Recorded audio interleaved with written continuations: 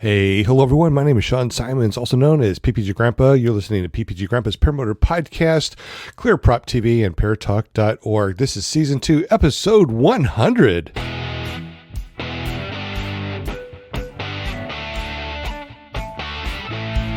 I know that you guys could be doing anything else, including flying paramotors, but you decided to jump on here and chat with us. We already got the super chat is overflowing. We got Sean Matzker, Bill H., John Wayne, Will Fly, Daniel Roosh. Man, everybody's just chatting away. That's really awesome. I appreciate you guys.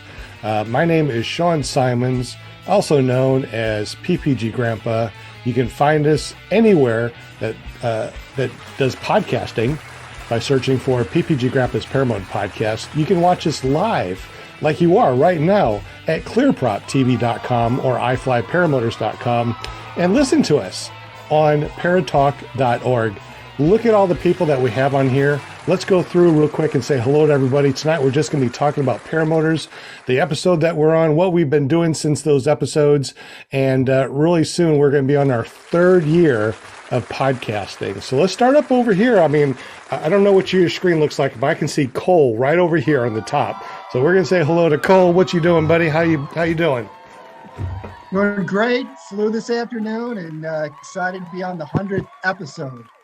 That's awesome. Do you remember what episode you were on? It was just a couple episodes ago, right? Yeah, 97 maybe. That's awesome. So what you been doing since your 97th episode? Staying out of trouble and flying. Weather permitting. Permitting, of course, up here in Chicago. That's awesome. Well, I can't wait to chat more with you this evening. Thank you so much for joining us. Next to me over here now, we got Will Fly from WillFlyPPG.com. What's up, buddy? Hey, guys. Yeah, 100 show. I mean, that's incredible. Absolutely. 100 of anything's a lot. Yeah, it is. Had a really nice flight tonight. It was real smooth air and just beautiful sunset. And I don't know, man. I'm either flying or thinking about flying, one of the two. Awesome. Well, you're always on our panel, and I always appreciate you jumping on here. I know that there's so many other things that you could do, but you always help us out here. So definitely appreciate you always being on the panel, buddy. Thank you. We also got Mark in the house. What's up, buddy? You've been here, the last couple of times on here, so I'm glad that you made it here. How you been? I'm assuming you're talking about me. Yeah. Doing okay. Yeah, I was on episode 54. I just looked that up. And doing okay. I actually flew today with Cole Parsons and Larry Carell. I believe he was on too. Hopefully he'll join us later today on here too. But yeah, that's what I did today. Good to be here. Well, good to see you again, buddy. Glad that you're here.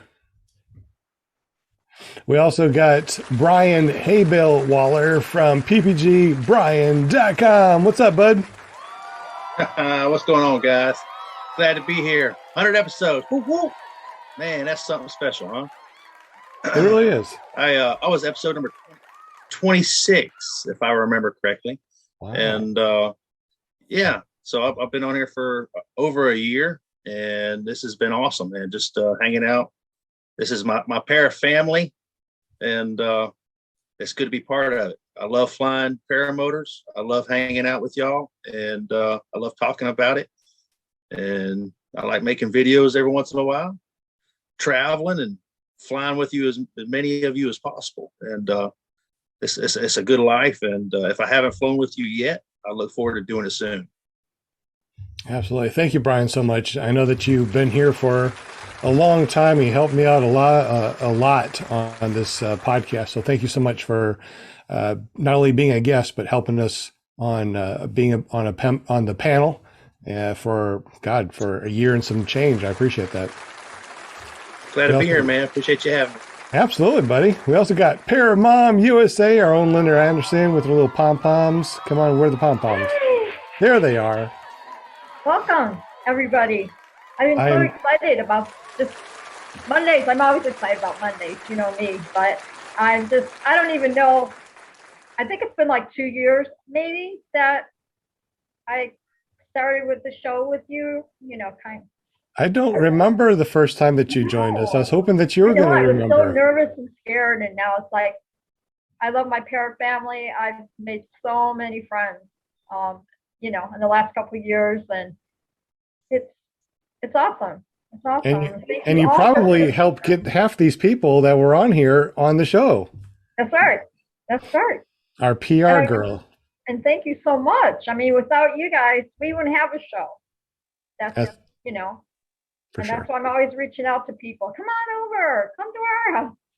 Come to our Zoom. Come to our show. It's awesome. And yeah, and these people get on there and then they're friends with us, and then other people see them and they make more friends, and there you go. The family just gets huge. So thank you so much, guys. Well, thank you, Linda Anderson. And if you want to be on our show, just get up with Linda Anderson. You can find her at paramomusa.com. That forwards over to her Facebook page. And we also got Doug Martin in the house. Doug Martin, he's been on our show a couple of times, actually. He had an accident, and we talked about his accident and how he's been doing so much better. So I hear that you've been doing a lot of flying on your trike now. I've got about 125 hours of my trike. Wow. So the summer, we were lucky enough to have some really good weather. So I was just looking at my flight log, and it's like 25 flights, 20 flights, 12 flights, 6 flights, 2 flights. Oh, I'm depressed. So the last 3 weeks have been on 1 flight in the last 3 weeks. So tonight was the only flyable night, and I got to work right at sunset. So, but it's finals week. After this week, I'm done for 3 weeks. So I think I'm going to toss a couple bicycles, a couple paramotors, my dive gear, throw it all in the trailer. Head to Virginia, see my daughter, head to Florida, maybe get some diving in, stop up to one Up Adventures. I want to make my way to the Carolinas, make my way back up. I might make a few weeks of it. So might as well enjoy myself. Absolutely. Do you now your accident that you had was on Valentine's Day of what year was that? It would have been about 20 months ago. So would have been 19. Okay. Or 20. Don't ask me what. No math. It's finals week. No math. Gotcha. Now, for the record, I left everything into college. I grabbed a tablet when my video disappears, simply because my battery died. But otherwise, I'm here till the end. So. All right. Sounds good, Doug. Glad that you're here, buddy. Glad that you're flying around and everything's going good. We also got Eric and Jade Lear in the house. Holy smokes, we got them both. How you doing, guys? You're on mute right now. They're like, oh crap, where's the mute? There it is. Hey guys, welcome from northern Wisconsin. Congratulations, Sean, on your 100th episode. Pretty cool. Well, thank you very much. Like I said, couldn't do it without you guys. Wouldn't want to do it without you guys. Who'd want to hear old grandpa talking 100 episodes all by himself? That'd be boring as hell. So thank you, everybody. And just in case y'all did not know, Eric does a podcast on Tuesdays, and you can find him at ppglear.com. And his wife, Jade, does a podcast on Wednesday. You can find her at paramotorgirl.com. Thank you guys for being on the show. All right. Thank you. Thank you. We also got Andrew in the house. What's up, buddy? Hey, how are you doing? Doing good. We didn't have a live show, but we did do a podcast with you, with your paramotor that you bought before you got training. And that'll be interesting to talk about live. How you been, bud? Not too bad. I obviously, what you said about the paramotor, I ended up selling it to put some money towards a wing. I've just been training with you in the meantime. And if you wanted to go with screen names, my YouTube is I try to fly PPG, because that's what I'm doing. I'm trying, but better to try and train with you than to just get up there and make a bad decision, because almost had some accidents. But yeah, in the meantime, take it slow, steady. It'll be worth it, and I'll be flying with some of y'all as much as I can in the future. Absolutely. He tried to self-train. He broke how many props before you came to me? Four. 4 props before you came to me. We tried to do a hang test, and then what happened to your paramotor while we were doing a hang test? Pulled the paramotor out of my car. It fell down on the back bracket that holds the straps for the harness, cracked, and it just snapped right off. Which, I mean, that's the whole thing that's holding me up in the air. Kind of lucky that it actually happened in front of you. It was a bit humiliating, but stopped me from being like, oh, I'll just throw a tack weld on it and get back up there. No, it needed a lot more than that. Yeah, I'm glad that it happened on the ground and not while you were up test flying it. That would have been awful. So glad that you're in the house, Andrew. John Wayne's in the house too, but we're going to skip over John. He's kicking back in the background to JP Tulo. He's our TikTok Tulo, the only guy I know that has 2 million views on a cat swatting his thing. What's up, JP? You're 2 still million? on. What's going on? Yeah, 2 million. 2 million hits on TikTok. Right? I mean, yeah, No, 2.1, I think. Yeah. Man, that it started out really slow too, and then I think it really took off in Albania or something ridiculous. It didn't do real good in the States, but then in Europe it like completely blew up. It was the weirdest thing. But yeah, it's cute. I like having fun making short video clips, whatever. Nothing too serious. Yeah, I saw your cool video that you did for Will Fly's video. That was really good. Sitting at the desk. That was good. Oh yeah. Did Will release that yet? Yeah. Oh Sure shoot. did. Man, I'm so behind.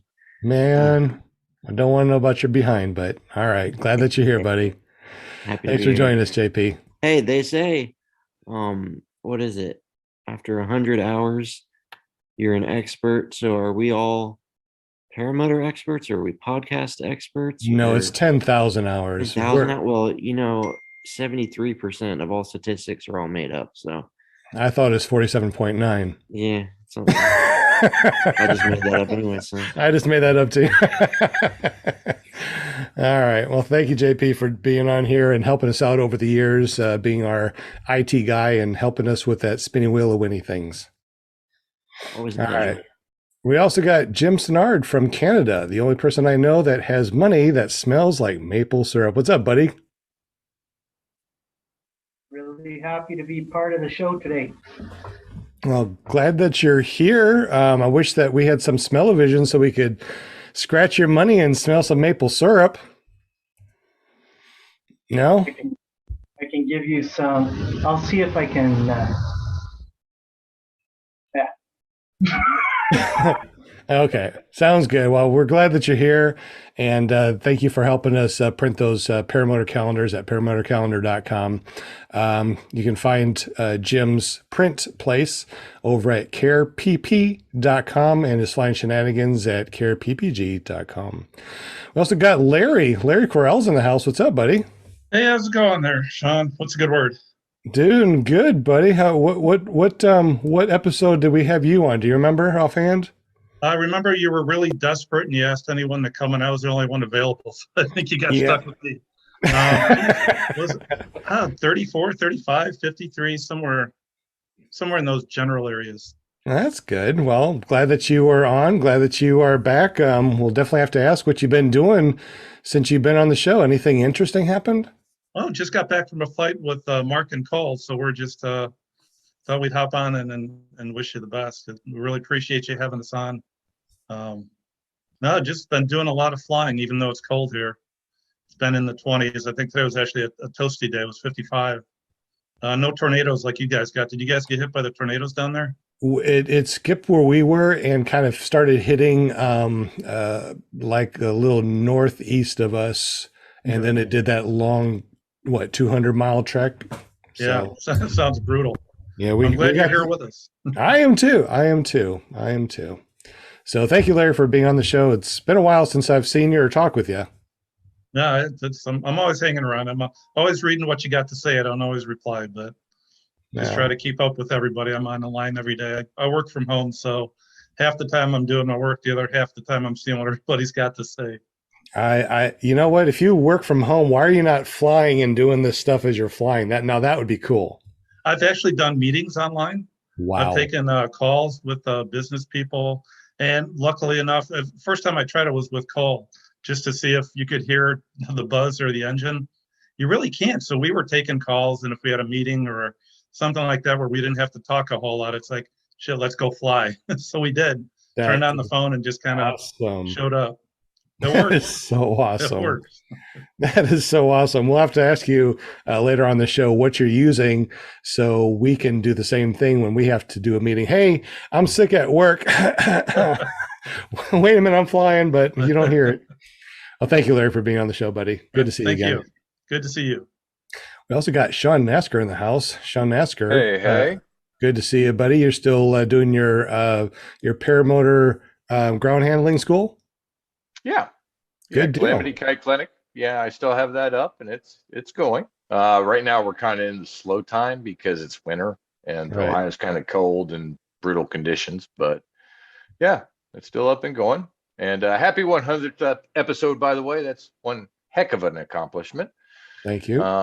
Please, everybody keep those that have been in the path of the tornadoes and in your prayers because they could definitely use it. Absolutely. Yeah, it's a shame to hear of tragedy like that striking just before the holidays. It's very hard on a lot of folks. It really is. It really is.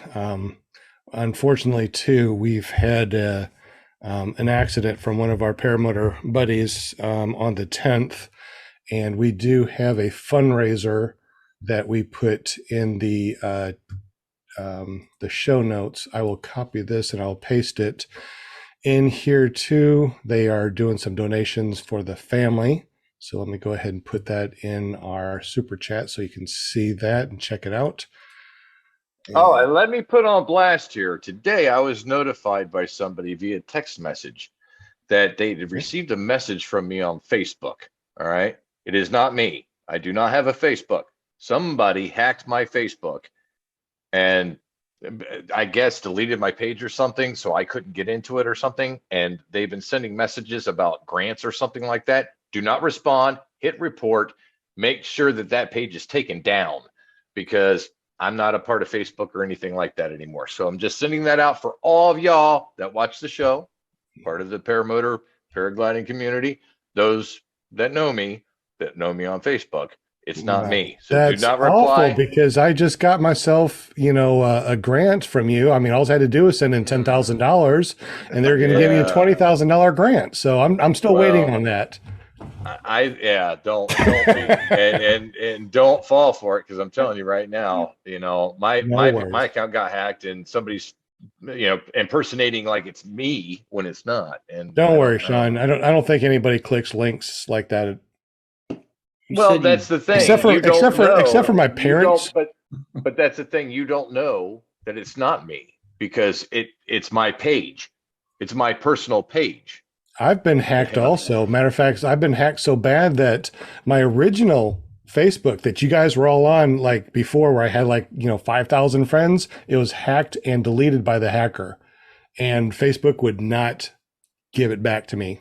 So I started all over, which reminds me, if you guys that are watching this have been wondering, what happened to me, I was hacked. I don't have a Facebook. I do have a Facebook now.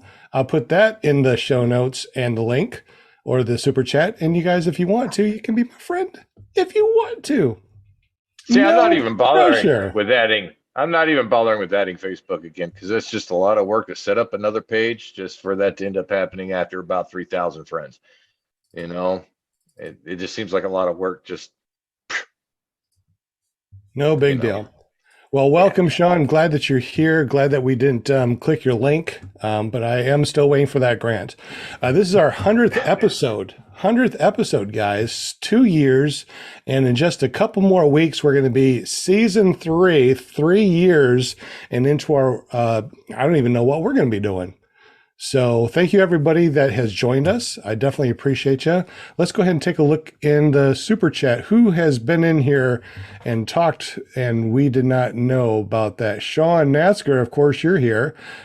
Shannon Brooks, Mad Sloper, DP. What's up, buddy? Aaron I, the Paramotor guy. Let's see. Lots of chatting. Brian Waller.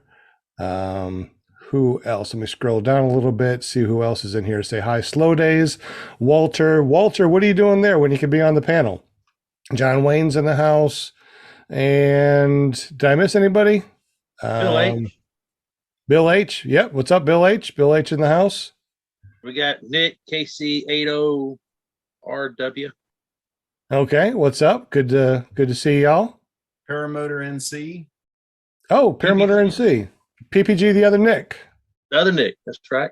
Yeah, PPG, the other Nick. I'm trying to scroll through. There's so many people chatting. This is really cool. Mad Sloper. Mad Sloper, yep. Sean Simon. What? I'm in the house too. That's awesome. Oh, DP, you dropped $10 in the super chat. I just saw that. Thank you very much, buddy. I appreciate that. ReptileGuy.net. Yeah. Stephen English. Yep.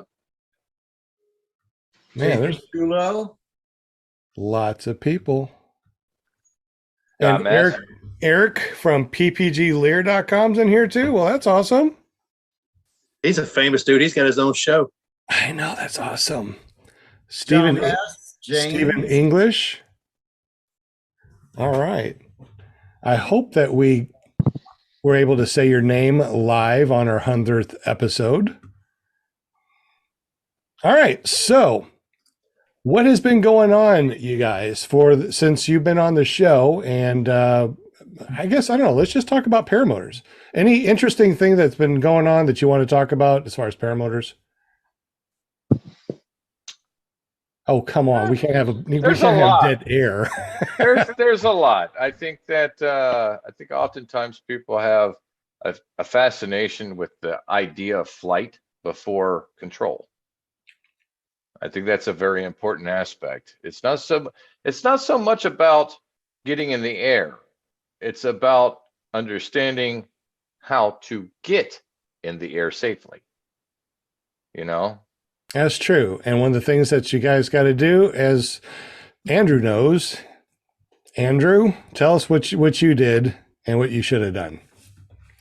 Yeah, I guess the only real things I can add to this conversation is what not to do, because I don't have a whole lot of experience. But yeah, I've had a fascination with flight my whole entire life. I always wanted to fly planes. I mean, I'm in the Air Force, you know, just taking an extended lunch break for this. But played a lot of flight simulators, understand the idea of flight, and have the confidence to where I'm like, oh, I can just buy this new reused paramotor on eBay, bought a wing off of the Facebook Marketplace, and just went for it. I read a book, I was watching YouTube videos.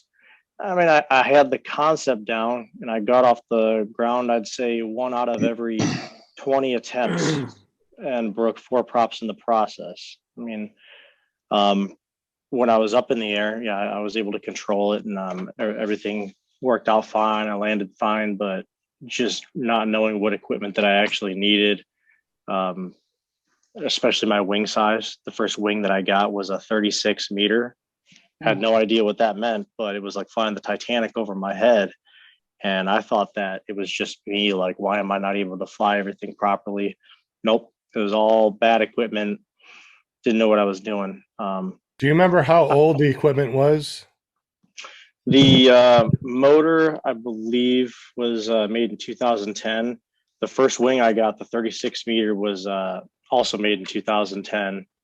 And I ended up trading that online with another instructor down in Florida. He sent me a 30 meter, you know, because he wanted one for a trike, because mine was made for a trike. And the 30 meter was made in 2001. It obviously flew a lot easier. I was able to kite it and get off the ground with that, whereas the 36 meter I couldn't. But still, way too big, way too old, incredibly hard to handle. Yep. Unfortunately, we've heard that a lot as far as, you know, people trying to get their gear and try to fly before they get instructor. And how many people have gone to instructor and, you know, the instructor said, this is not going to work. I mean, I was agog when I saw Andrew's equipment. As a matter of fact, real quick, I know that you got to go because you're on your extended break. That's why we're talking to you first, Andrew. But tell us real quick, what are all the things that you had to do to your paramotor to make it work the way it should work? Well, when I got it, everything was fine. You know, it was older, but when things started going wrong, so the first one, the pull start snapped. So I ended up taking that apart, spooling it back together, tying the rope just to make it work. I did it out in the field. The hand strap on the throttle broke, the Velcro. So I used zip ties to hold that on because I just wanted to get up in the air that day. And the main dangerous thing was my kill switch on the throttle broke. It just stopped working. So I'm like, oh man, how am I gonna, you know, be able to kill the engine without changing out the whole hand throttle? And I ended up, realizing I could just choke out the engine. So I bought a choke throttle switch for a lawnmower from Home Depot. I ran it up to the choke behind my back and put a switch kind of down by my left thigh to where the motor would be running in order for me to kill the engine. Let's just say I was flying. Luckily, I never got off the ground at this point, when I made this modification, but I would have to stow the left brake, reach down, hit the switch to choke out the motor, and then grab the brake again to safely get myself down. That is definitely more than I would need to do to safely get down without it was stupid. Yep. And there's something to be said on that. You know, the amount of money that it costed in repairs, equipment, your body, that it kind of equivalates, going that route, it costs a little bit more money, right? Yeah, especially in props, because the props were about $300 a piece. So I definitely put a little bit over $1,000 into props alone, and I only got off the ground 3 times. But I'm kind of headstrong. Like I like to do everything myself. I work on my car myself. And I'm like, I don't need an instructor. I don't got to pay all this money, and I didn't give up. Like I spent countless hours out in the field. Like on Saturdays, I would just go out to this field in this park and just stand out there in the Arkansas heat, trying over and over and over again and sweating my ass off. Like I'm going to get up in the air. And a couple times I did, and it was great. But man, when I'd break a prop or fall down and, botch a takeoff, it was just like, you'd see me nearly having a meltdown out in the field. Like, God, I got to wait another 3 weeks for this thing to come in the mail, another $300, but here we go again. Yeah. And it hurts. It really does. It hurts. It hurts your wallet. It hurts your yourself, your ego, your personal, you're hard on yourself. You're like, man, all I had to do was just this one thing. I know how to do this, and that quick. Some of the most annoying parts. Sorry, go ahead.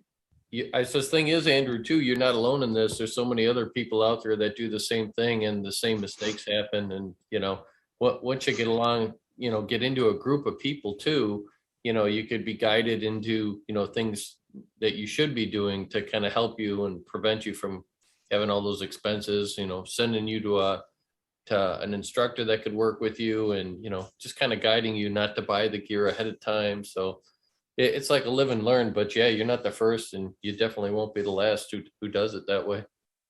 I'm really glad. Of friends and people.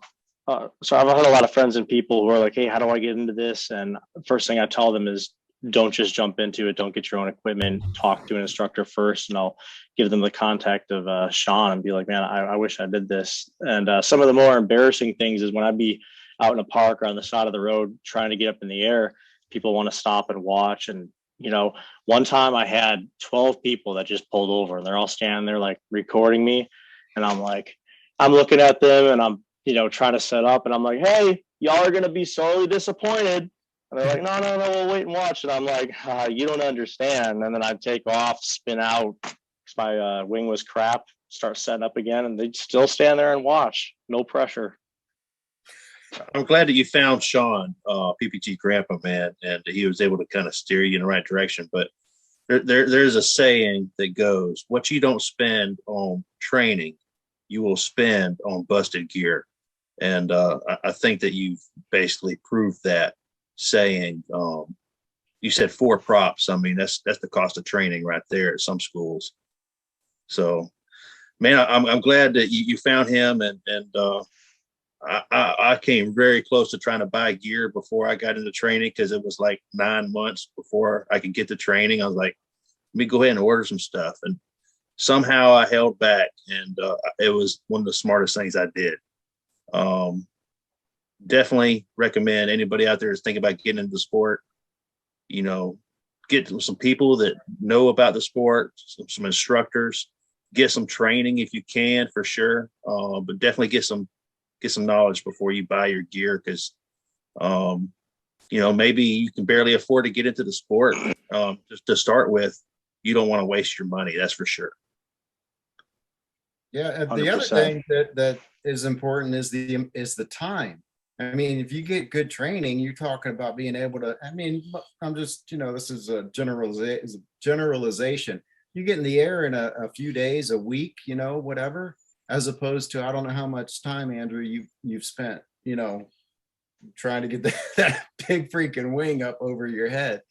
But yeah, not only is it a time savings, but it's like what everyone else said. I mean, it gives you a starting point where you can develop friendships, and you've got like a support group, you know what I mean, to help you out. So yeah, right on. I get that Absolutely. question all the time online. People are always asking, can you send me a link to where I can order gear? And they just found out what paramotoring is, 5 minutes earlier from watching a video. Yeah. And people are asking, where can I buy this? And it's like, please don't. You're gonna buy the wrong thing, the wrong size. It's just. But talk JP, to that's them. how you get rid of your old wore out wings, man. Yeah. I think not a bad idea. I think that's why people do jump to that conclusion, though, is because they see guys like us, people that have been flying for years. They go out to the field, they take off, they shoot a TikTok video, make it look simple, nothing, and then boom, they're under a glider. They have the motor in their foot dragon. Well, it looks easy. It's appealing, With the internet, the way things are, instant gratification, people are looking for that. But what they don't realize is it's a lot of work. It's a lot of time. It's a lot of resources. There's a lot of learning involved, and you're not going to stop learning just because you've been around this many years, or you've done this many flights, or you do this, you're known for that. It doesn't matter. You're still learning. Everyone's learning. I'm still learning. Absolutely. And it takes a lot of time too. I mean, once you're underneath that glider, it takes a long time, hours upon hours before you even take flight. Matt Sloper in the super chat said, reading books and YouTube videos are good to watch prior to training, but definitely wait to buy your gear until you hook up with an instructor, because hopefully your instructor will give you a couple of different motors and wings to try. So, that way you have an idea of what do you want? Will Fly, you start off with an Atom 80, right? Yes. And if you are able to use an Atom 80 and a 185 in class, you probably would have chose the 185. What do you think? I would have chose the 185, and actually that was my choice, but I was steered towards the Atom 80. And looking back, I'm glad I was. And so, but a couple hundred hours later, then I was ready for the 185. It left you something to grow into, right? Kind of like having tip steer not tied into your glider at first. It gives you something you develop, you're able to rack up some hours under something that's a little bit safer. And then once you get a little more experience, you move up to, a wing with more control and a bigger motor. I think that's some of us I think most of us just have that safety mentality. Some of us do. We want to start out with a safer wing or the safer motor. But yeah, go ahead, Will. I know you're about to jump in. Well, no, I was just going to say, I totally get it, because the first thing that came to my mind when I decided I wanted to do this sport is, okay, what equipment do I need? I mean, it's just the first thing that came to my mind. So I think it's a natural thing, but doesn't make it the right thing, you know? So, yeah, I mean, get you some good training and you will not regret it. And Absolutely. here's another idea too, you know, with that, you don't know what you don't know. And even I've been a victim of it. I'm sure there are many other guys that have been victim of it. I've heard of it, where people think that they're on a reputable site. It looks professional. They've got wings, they've got motors, they've got props, they've got everything, and it looks great.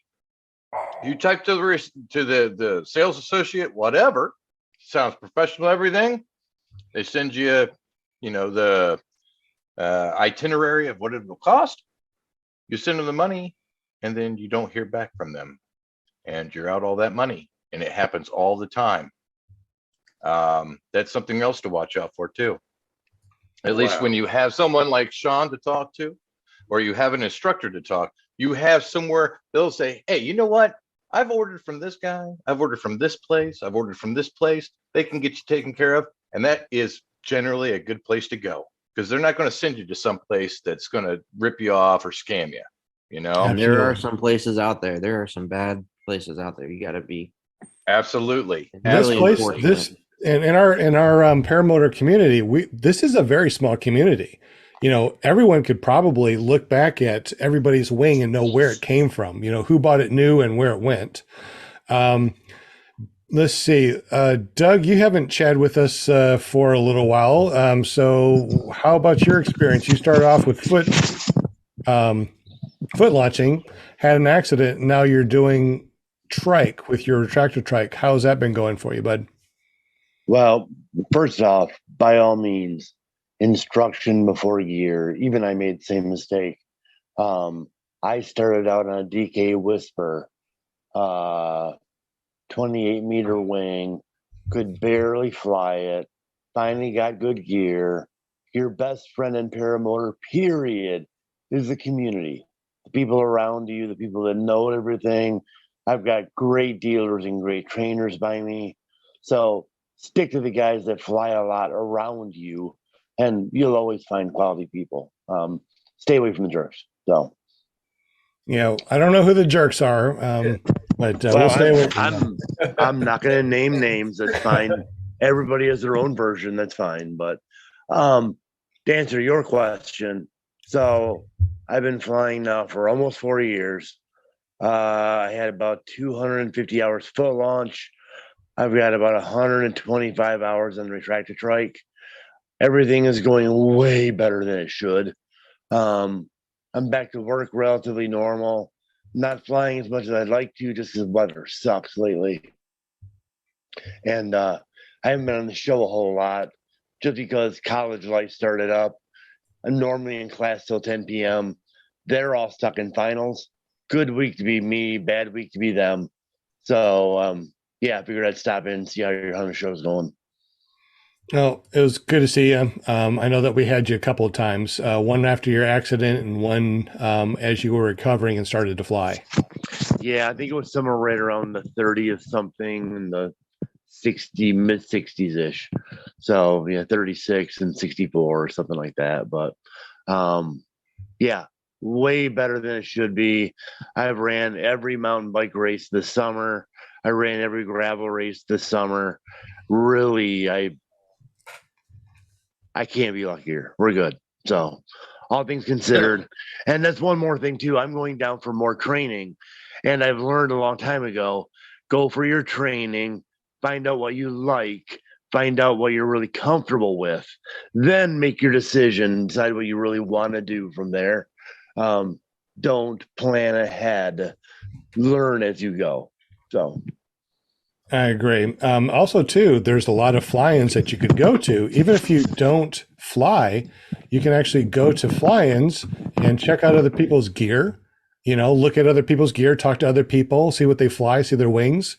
So there's a lot of ways of looking at gear without even getting your gear first. So let's say that you go train, right? And there's a fly-in. Go to the fly-in, check out the fly-in, and you don't have to fly at the fly-in. Larry Correll, how many fly-ins have you been to? I've been to 3 in my 15 years of flying, believe it or not.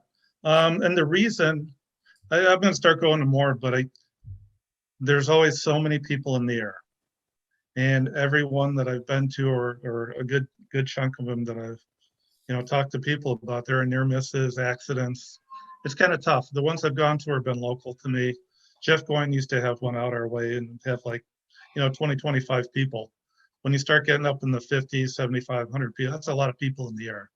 So it's really tough. I definitely want to go to, there's the one in Ohio, the Dave Burden. It's one I definitely want to go and fly in, but I think in the near future, I'll start to take in a bunch more. I may not fly, but I'll definitely go get to meet everybody, because it is a great community of people. When you've gone to those fly-ins, have you checked out other people's gear, maybe flown somebody else's wing or anything like that? For sure, definitely. It's really good after you're a beginner for about a year. Start to get a feel for what kind of flying you want to do. Do you want to do acro? Do you not want to do acro? Are you comfortable with a beginner wing or an intermediate? What size wing?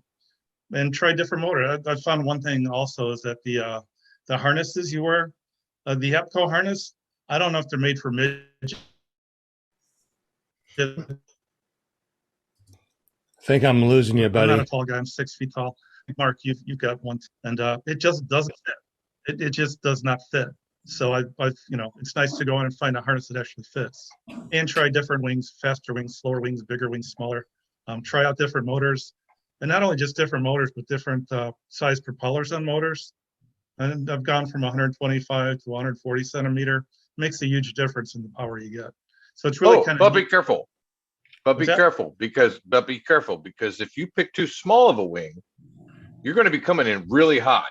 And when you're going really fast and you come into land for your first time, it's like a pucker factor of 10. Like, Very true. Yeah. So just be careful with that. Don't go too small, because again, if once you get going and you get up in the air, there's no stopping it unless you're coming down to land, and you're going to land. You can play with the trims. If you pull trims in, it'll help. But you're right. If you go too small, forget it. You're coming in, and it's more of a mental thing. I mean, you have more flare power, but when you first come in that first time and you're going so fast, you don't always think clearly. So it's kind of like you better ease your way down in size of the wing so you don't freak yourself out. Since you've been flying so long, those wheels from the retractor track, you come in hot, no worries. Yeah, and your trim's all the way out too, if you want. That's right. Don't even check it. But Larry, you said you've been flying for 15 years, right? Yep. And what size of wings have you gone from? I mean, you went from something really like an A wing, and then you moved up, or how did your progression happen? I started with 2 beginner wings. I think that was called a Momentum. It was by Blackhawk. First one was a 30 meter. That thing was a boat. I mean, that was a beast to get up in the air. Then I went to a 28 meter Momentum as well. That was a good wing. I think that's a knockoff of the Eden 2 or Eden 3. It flew great, but it was kind of a beginner wing. Then I went on to the Charger, which I really liked a lot, the Meccara Charger. And now I'm flying the Colorado. So I'm down to a 23 meter. But it was nice that I took the time to learn the wings. There's so many things you can do with the wing, from playing with the trims, stuff like that. So it's really important to play around with your wing and really get to know it before you want to go to the next wing, because a lot of wings have a lot of things that you don't. Talk to other people that fly and find out what they do, how they handle. Don't just feel like you need to go from a beginner wing to a advanced wing. A lot of the beginner wings, like a Charger, that has a lot of speed to it, a lot of trim range. It'll float or it'll take you fast. So, I mean, the wings are even the beginner wings are starting to have a lot of power to them and speed. You definitely seem to be the person to talk to. Do you have a YouTube or Facebook that we could go to and ask, since you do have 15 years of experience with wings? Yeah, I'll put that down in the chat in a bit for you. Awesome. Thank you very much. And also too, Kent Stamey, he became a member of this channel for 6 months. So thank you very much for joining our channel for 6 months. He's able to see all the new videos that come out and all the cool things that are just for members that other people do not get to see. Let's see, who else has not chatted with us that needs to chat? How about the Lears? Lears, are you available to chat a little bit? Where'd the Lears go? Did they leave us? The Lears left us. Okay, no problem. Jim Simnard from Canada. You are a new-ish pilot. When I say new-ish, the last I heard, you have had over 100 flights, though. So how long have you been flying, and how's it flying in Canada, eh? Been flying since July 4th. I don't have 100 flights yet. I'm at 99. Oh, Yeah. so close. So close. So close. And I'll Hey, tell you, there's no weather has gimmies. the weather hasn't cooperated one bit the last 2 weeks. What do you want to do for your 100th flight? You got something planned. I know you. I do. I was planning on flying to Dairy Queen. There was a pilot that landed at a Dairy Queen in a helicopter over here in a town. And he got charged with dangerous use of an aircraft, but that got thrown out of court. So kind of an interesting situation, and it really does have implications for us as paramotor pilots because we land pretty much anywhere there's no airport. So And the news is very eager to get on a story that is so important, even though it's really not. You know what I mean? Like they are dying. Like, did somebody find a paramotor somewhere? You know, because anything, if they were to happen to just see you, let's just say you went out, you find this beautiful field. It's quiet. There's nothing out there. You know, you've got Amish signs sitting out and stuff. And one reporter happens to see you getting your gear out and you take off in front of them.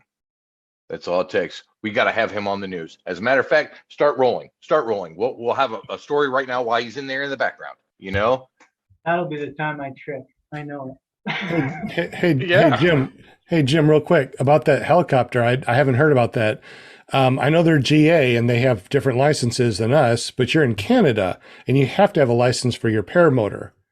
So is that under the same thing with the GA, or how does that work being in Canada in your paramotor?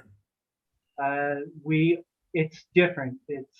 We have different rules than GA or private pilots or helicopters. But if you're landing a helicopter, you can I don't know about in the States, but as long as you're landing in a relatively safe place, you're allowed to land and you're allowed to take off. And you're allowed to do that here too. If you're in an emergency, if there's some kind of something goes on, or your intent is to land, you're allowed to do that. Now, obviously, we want to be safe. Absolutely. So, Jim, is a desire to have a blizzard considered an emergency?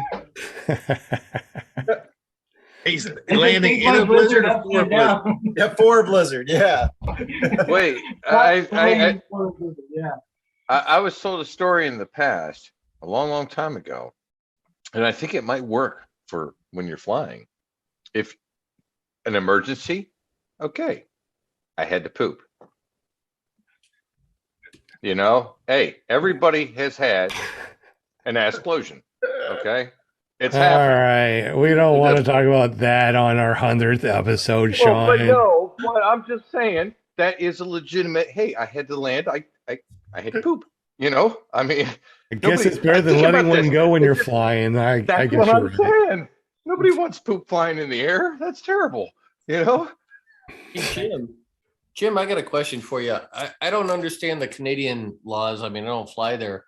But if someone wanted to come from the US and fly somewhere in Canada, what would we have to go through?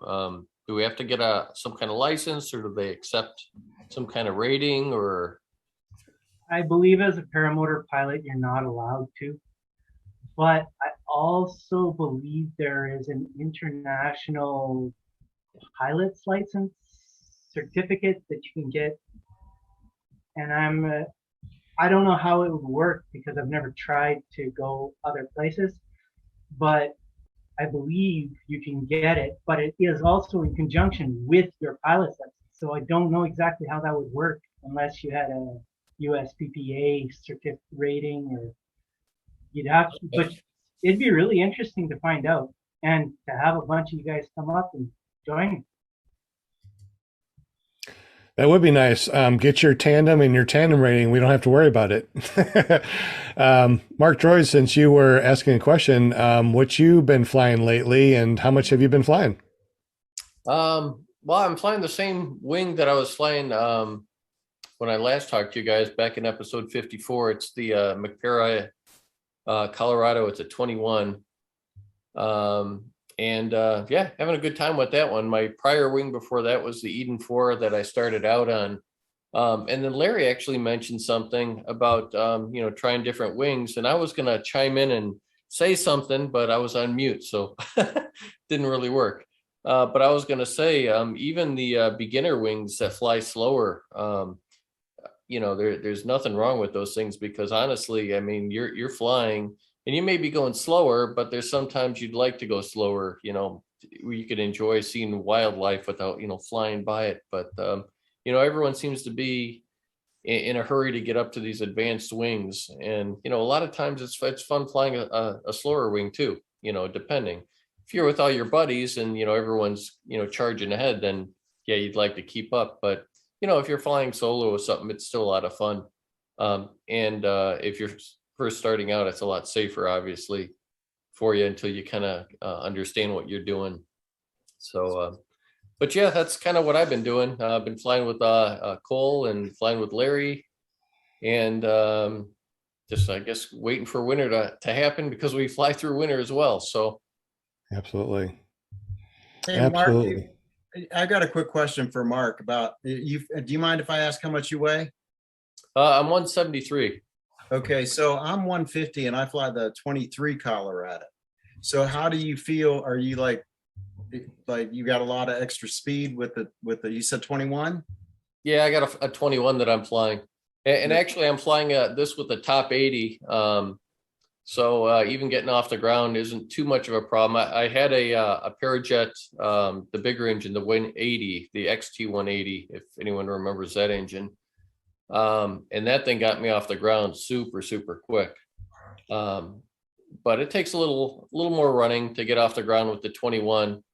But I don't find it especially, overly fast where it's, hard to come in for landings or anything like that. Someone was asking in the chat about if it was better to be in the mid range or slightly heavier, slightly, what range was the best to be in? I'm sorry, I don't remember who it was in the chat. That's why I was asking about that too. Oh, yeah. I think Will's getting ready to go buy a smaller wing, aren't you, Will? Yeah, I think I can get by with the 21, but I'm gonna stick with my 23. You fly a 23 Colorado? Yeah. That's what I fly. I fly the 23 Colorado. I weigh 200 pounds. Really? Yep.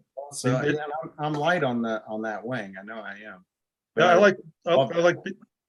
like being heavy, because to me, we get some pretty rough air and it just tends to fly a lot smoother if you're a little heavy on it.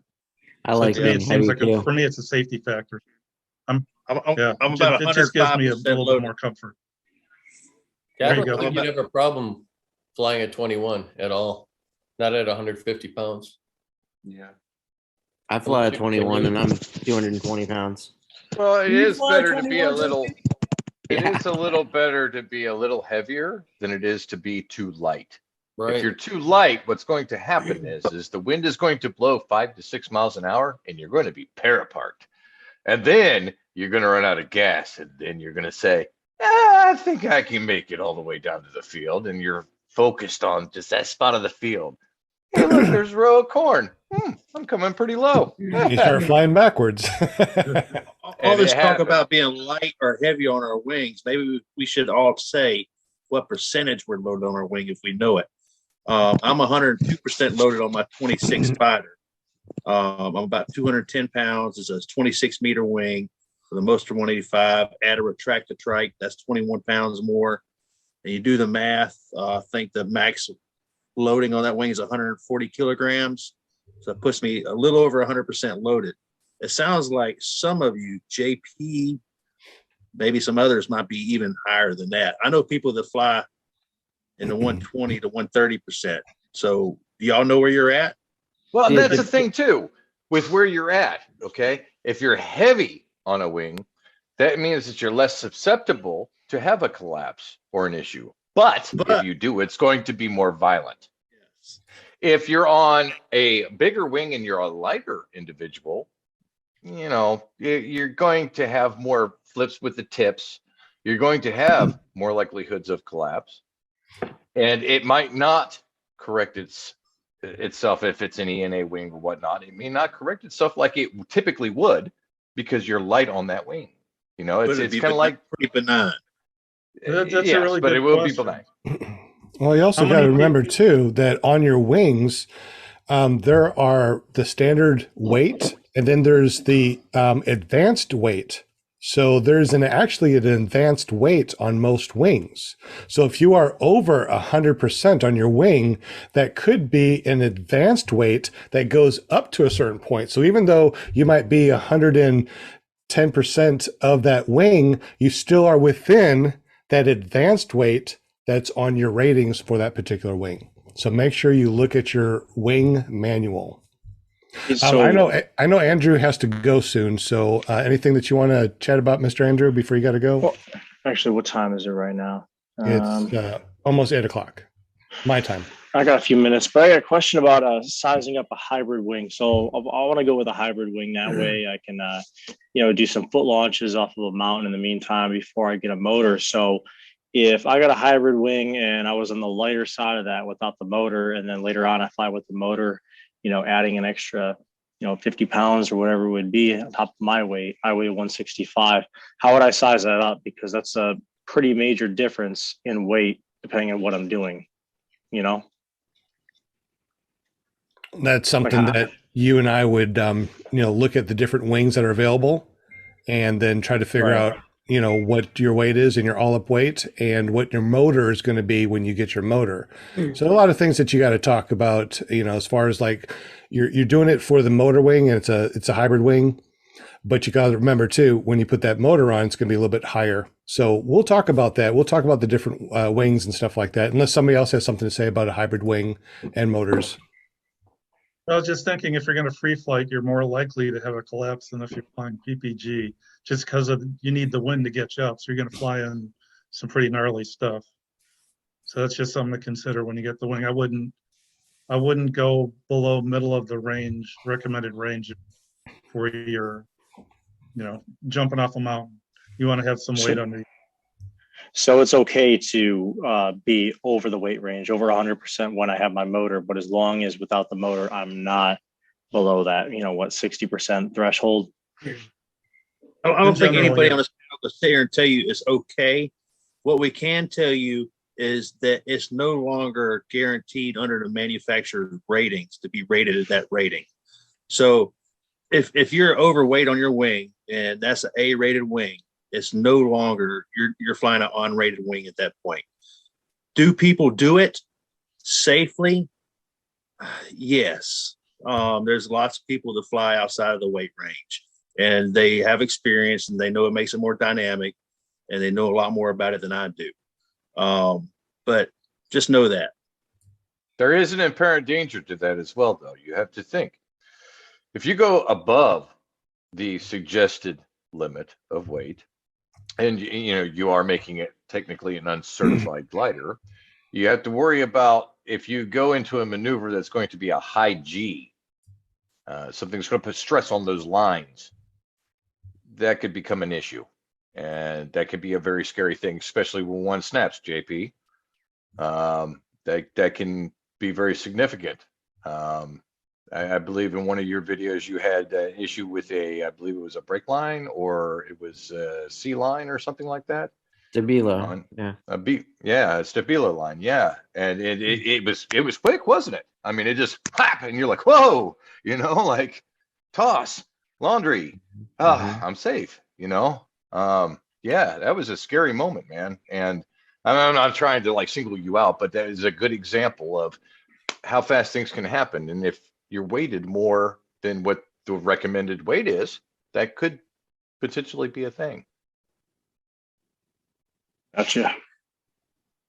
Yeah, there's a lot of different things. I got the Gin Vantage 3. It is a hybrid wing.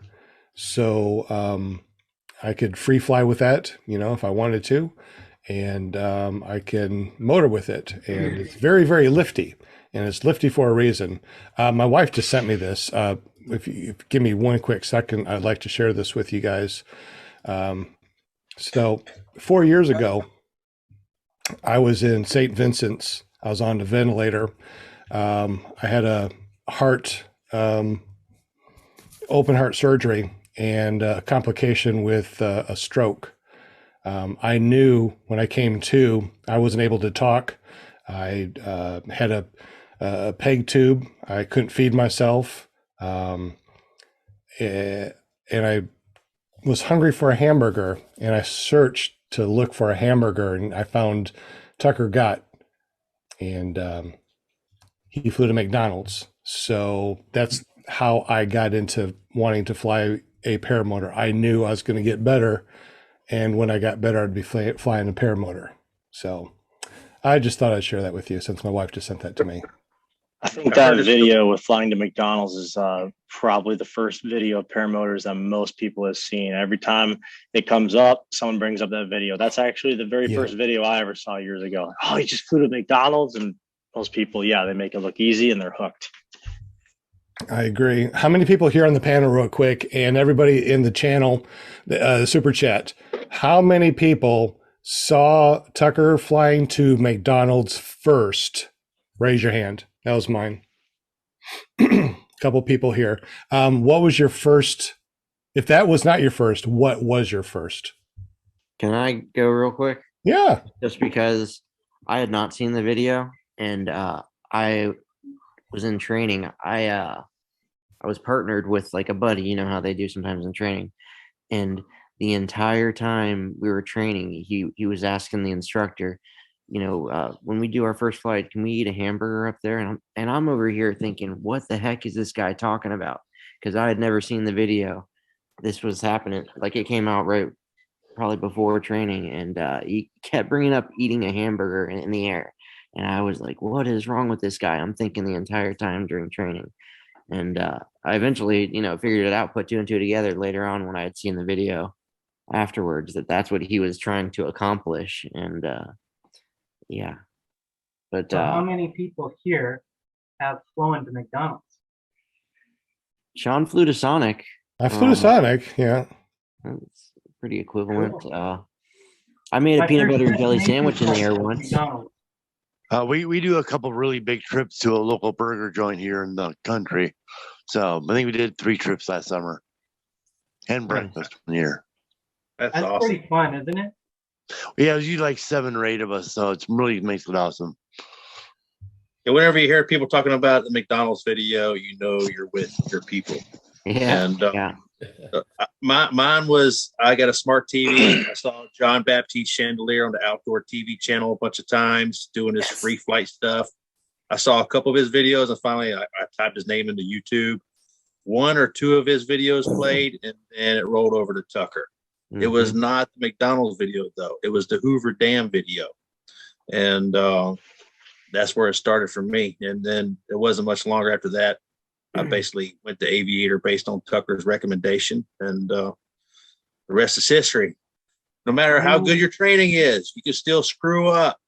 So I only had 63 flights. I was at, what do you call it? Intermediate-itis or something like that, where you're like, you think you're starting to get good, but you're not. Beginner, I medium. think that's leg breaking syndrome. So I picked 2 hay bales that are about that far apart, try to fly between them. So the sport is as safe as you make it. If you fly, you're not fooling anybody, Brian. You're not fooling anybody. Okay, I know what you're trying to do. You're trying to get the hay between your toes. All right, I get it. Well, I was successful. Yeah. Hey, Brian, mine was the same. It was Jean Baptiste. I was watching all his videos. Just blown away by all of it. It was just so crazy. And then eventually Tucker came up, and Hoover Dam was one of my favorites as well. I'm still there, though, man. I still want to do what John Baptiste Chandelier is doing. I haven't yet to do free flight. This is on my bucket list. I want to go somewhere and fly along the coast and step from fence post to fence post like he does. I saw an interesting video on YouTube a while ago back that showed how many steps that it took. I don't know where we're getting feedback, but it's throwing me off a little bit. So, okay. Basically, it was showing the retakes and retakes and retakes that he had to do to get that perfect for his videos. And it was phenomenal. I mean, it's so hard to put into words because it was like he would do it and it just wasn't good enough. Redo it again, redo it again, redo it again, redo it again until What are you talking about? John Baptiste Chandler's, when he was shooting video footage for some of his videos. There was a video, I believe he had posted it, of the outtakes of how many times he had to retry this certain maneuver or this certain thing he was doing at this spot. And it was just like, he's got to do it again. So you're talking about somebody doing a video about doing something. He had to do many different takes to get that perfect shot for YouTube. No, this was actually John Baptiste Chandler doing what he does in his videos. But instead of it being like he just does it one time and that's it, and everything's just laid out perfectly, it was showing him the struggles that he went through to get to that point, to get it to where it looked not like that, to always where it as looks simple smooth. as it looks. Exactly. Point, right? And he's a very skilled pilot. Yeah, yes. Even though he's a pro, you still got to get conditions just right, the camera just the right spot, and the lighting just right, and everything else that goes with it. And that was exactly it. It was certain times he would do the right thing and it would look beautiful, but the camera was in the wrong angle. And so you'd have to do it again and reset the set. Dude like Brian Abel Waller in the background messing up with your B-roll or something like that, man. Sorry, Will. I know I was going back and looking at some of my videos, and Will sitting there video and trying to make a good video because he makes really good videos. And here comes Brian, talking away. And I screwed up several of your videos. I was going back and watching stuff. Sorry, man. That's all right, man. I got you back. Hey, I made a bunch of your videos because of that too, so it's all good. Yeah, man, you're the star. That's what's going on. Hey, I do have a question. And I went back. So we were talking about percentage of whatever where you fall in the range, and I just barely fall within I'm at the very low end of the range on the 23 meter. But here's my question. So if I go with the 21, I'll probably be weighted better on the wing. I'll probably be faster. But man, I'm getting some killer. I'm using like 2.5 liters per hour on the wing that I'm on now. And the 23 meter is all I've ever flown. So, I mean, that's pretty much what I'm used to. But I have trouble keeping up with the guys on cross countries, who are weighted better on their wing. So, I don't know. 2.5 liters per 2.5 liters per hour. What? That can't be right. On your Moster 185? It is right. I just checked it again tonight. On this flight, I flew for 1 hour exactly, and it was 2.5 liters. So could the wing be make that much of a difference on fuel efficiency? That and your prop. What prop are you using? Helix? No, I'm using a E-prop 130. You're gentle on the throttle, Will. That's all I can say. You're gentle on the throttle. That's exactly what I do. With my Moster 185, I only give at maximum half throttle. I don't have to give full throttle ever. Dude, I burn like 7 liters an hour. What? What now? I burn like 7 to 8 liters an hour on the 21. Do you go up like 10 minutes at a time, or? Dang, man. Well, he flies heavier. You're flying a 21. Yeah, so 100%. I think the wing loading plays a huge part in your fuel efficiency. So absolutely. And how you fly. Bottom end of my wing. And trim settings. I'm on the bottom end of my wing, and I get 4.6 liters per hour. I went from about 4 to 4.5 liters an hour on my Mojo flying very conservatively to a spider flying like a banshee, and now I'm burning 7 to 8 liters an hour. See, I'm I not hardly very ever- educated. I don't speak in liters and kilograms and all that crap. I do gallons and pounds because that's the way I was raised. So I use a gallon and it lasts me an hour. I'm good with that, you know. So I think it's 4 liters to a gallon. Is that correct? Right about 3.8. yeah. That's good. Okay. Pretty close. Yeah. So yeah, I think that the throttle plays a lot. Your weight on your glider, the size of your glider, and the efficiency of your glider. I think that plays a and your prop, that plays a huge, huge, huge amount in how much gas you're going to burn. I like slow and floaty. I like floaty and boaty. I like to be up in the air and just enjoy the scenery and enjoy what I'm seeing. Yes, I'm the slowest guy out there when it comes to XC or, guys flying together. They're usually circling me like a bunch of buzzards because I'm just sitting there floaty boaty. JP's seen it. John, that was my point earlier when I said it's nice flying a slower wing because it's still enjoyable. You get to see all the scenery. You're not buzzing by it real quick. So it's got its place too. Hey, real quick, let me grab a screenshot, guys. Well, yes, we're all here and our 100th episode. Oh yeah. Excellent. 1, 2, 3. Perfect. All right, good deal. Hey, Will, did you ever fly a Charger, or have you always been on the Colorado? No, I started out on the Charger. How did they compare? I love the Colorado because, with the 2D steering, and the Charger for me was harder to land, but easier to launch. And when I switched over to the Colorado, it was reversed just a little bit. Now, that could also be because it was slightly different, and there were some anomalies there that I wasn't quite used to. But I absolutely love my Colorado. How did the speed compare? The Colorado was a bit more zippier. It was definitely a lot more responsive, but the 2D steering made it a lot I have snappier. 2D steering on my Charger. Yeah, well, you got the Charger, what, 2? No. You got the regular Charger, so you have it tied in? Yeah, it's I just have it stowed right now. Like I can put it with the brake, but I currently just have it stowed in I've never used it. Ooh, this reminds me. Something to keep in mind. I just saw on the Facebook thing, a guy was flying low, only using tip steer down low, and he had some huge oscillations that he could not correct with tip steer in time. Just to keep in mind, everybody listening and stuff, tip steer is not something you want to use when you're flying down low because it doesn't give you the control that your main brake toggles do.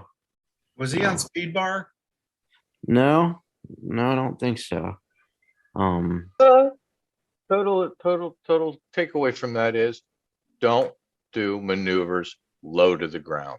Amen. Yeah, I think he took a tight turn from upwind to downwind, and his wing surged, and he couldn't save the surge because that's not what your tip steer toggles do. They don't control the pendulum like that, and he was too low. The wing dove, and he hit the ground hard. There was a GoFundMe for him on the Facebook group. So, and that's a very big no-no. Flying low downwind. Do not do it ever. Mm-hmm. Do not. No good can come of it. Even you might get lucky once or twice.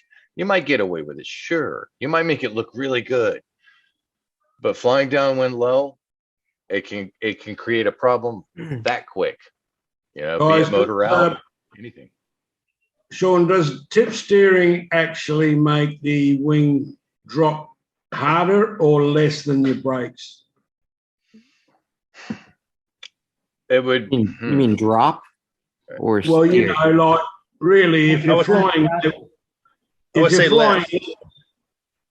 Less? Yeah. Yes. Okay. I I can would see say that. less, but your say control less. is a lot. You're able to Yeah. pendulum a little easier, but it's not. Depending on what you're doing with your brake as well, if you're using your brake or if you're just using your tip steering, period. Okay. I wouldn't suggest doing anything low with your tip Oh. steering, or even just being, there's a limit. Like, for example, if you listen to acro pilots that are very, very, very experienced, guys that have been around for ages, eons, years, what have you, they'll all tell you, listen, when you're on, you have to be on your game when you're Yeah. doing these maneuvers, when you're doing things.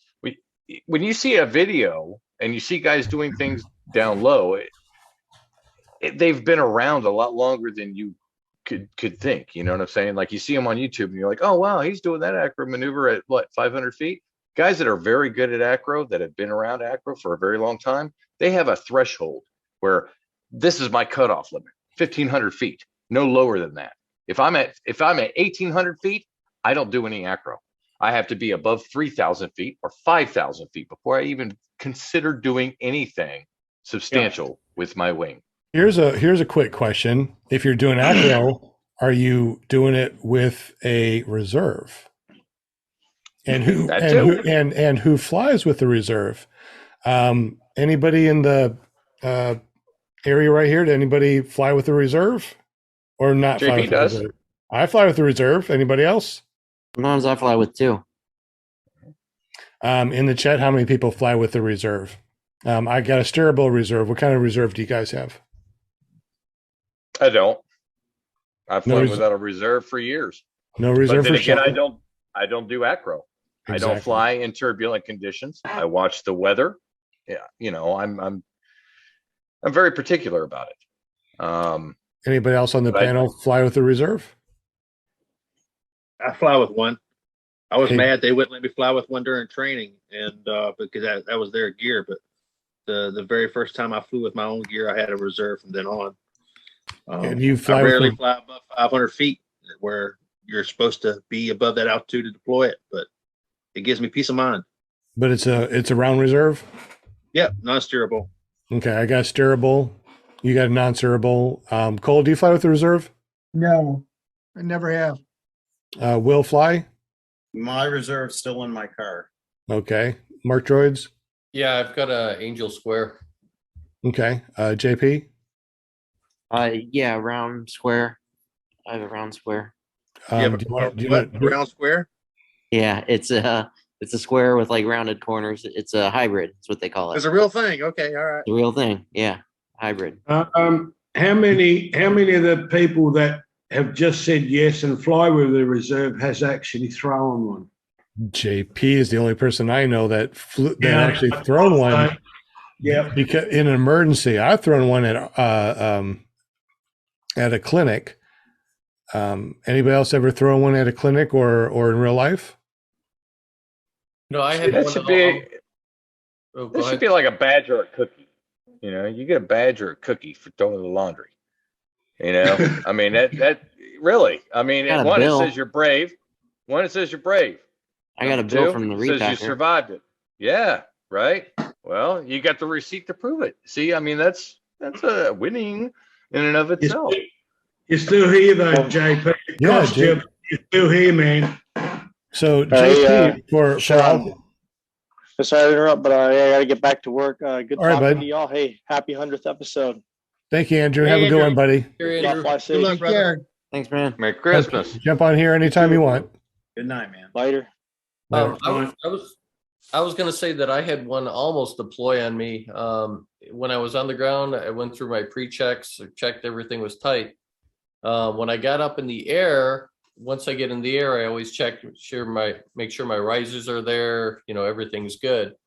And I looked down at my reserve and I noticed that part of the handle that hooks in was actually open and the bag started opening a little bit. So I landed out right away. And luckily, I was able to notice it and fix it. But the weird thing is I checked that right before I left and it was intact. it was fine. I wonder if one of your I could lines think of- caught it on inflation or something. No, I think it was my throttle cable. Ah, kind of yeah. brushed up on it because it's side mounted, and I think that might have popped it out. But And that's the thing too. You know, a lot of guys with the training and such, and they don't want new students to fly with reserves. That's the reason why, is because there are numerous things that can happen that are out of everyone's control, and all it takes is at one time for it to inflate, or the something to pull the wrong way, and it's open, and now it's getting sucked into the prop, and now you got all kinds of spaghettiness going on. And- I've seen that happen to someone on launch where the reserves. Yeah. Mark, so you have your throttle on the same size that you throw your chute. Is that correct? yeah, I do for now. I keep kicking around the idea to put it on my throttle on the left side, but I've never actually done that. I'm a right-handed, so in my mind, I'm thinking it might be trouble, but everyone says that you get used to it after a few flights. Do it, and it leaves your right hand available to take selfies. Yeah, so, it's the real reason why we all fly. Exactly. I totally get where Mark's coming from, because I'm right-handed and I use my throttle on my right hand. I don't mind it. I'm used to using my left hand for things too, but I don't fly with a reserve. But if I did, I would put it on my left side, just because this hand, I like to have full control and function, and motor control and function is all with my right hand. So if I need to blip that throttle a little bit, I have that control. Whereas with this hand, it might be a second delayed, maybe a quarter second. Those seconds sometimes add up, Yep. Why not have a mount right here? That it's a flight deck and a reserve that you can. I had that, Sean. Yeah. On my Parajet that I flew, I actually mounted it in front, and I actually liked that. It was kind of a pain to put on every time you got into your harness. You had to put it in afterwards. But I always kind of liked that, because regardless where gravity is pulling you, you might not be able to reach to your side, but I always felt comfortable that when my reserve was in front, that I'd be able to reach it somehow if I needed it. And it's also good too, because if you decide that you want to jump off a mountain, now you can put on your free flight harness. It's like you want to try, your friend's motor. You can put it on your friend's motor. You can. It's very versatile. You can take it. It also gives you a panel to put other things. If you have a reserve there. I mean, I know Brooke Sheffield's got a Velcro panel there. He puts radios and other things too. So, absolutely, yeah, good stuff. Hey JP, would you be willing to share your toss your laundry story?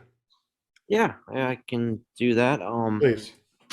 It happened relatively early in my flying career, I think around 30, 40 hours. I was doing what I considered at the time to be heavy acro, which was really just tight turns, just like a little a shallow spiral, like not even putting my wingtip on the horizon. Right. But because I considered it to be dicey, I took it up to 3,000 feet, just like we talked about. I started it at 3,000, and then at I don't know, a few spirals down later, I felt the whole rig kind of jolt, and I wasn't going right, and then it jolted, and then it threw me into like a left barrel roll, which I was on an A wing, which she doesn't barrel roll, but it did that time. One of the lines snapped, and it threw me into a left-hand spiral, and I'm pulling opposite brake and trying everything, playing with the trimmers, you name it, nothing will pull me out of that spiral. And luckily I had telemetry on my phone, Fly Sky High, and I'm able to go back and look that I threw at just about 1,000 feet, and the G's, I barely chucked it, but the G's from me spinning like launched it out sideways, and it opened fast, so fast that it ripped the tether from my phone. I ended up dropping my phone in a cornfield from 1,000 feet, and I was able to go back and find it later on, but find my iPhone, which was awesome. But yeah, that's why I'm big on reserves, because in the grand scheme of things, I wasn't really doing anything that dicey. It was equipment failure, and could have happened to anyone at any time. And It's it goes to back to pre-flights, how important pre-flights are. I don't know if that line had possibly been nicked. I think it probably had to have been. To have a complete line failure like that it doesn't happen. So I don't know how it did. Who knows? But I'm here now. This is something we went over in training, what to do, what to recognize, not to wait too long. But there's things you can try in the air if you got time. I did that. I had time. I tried what I could.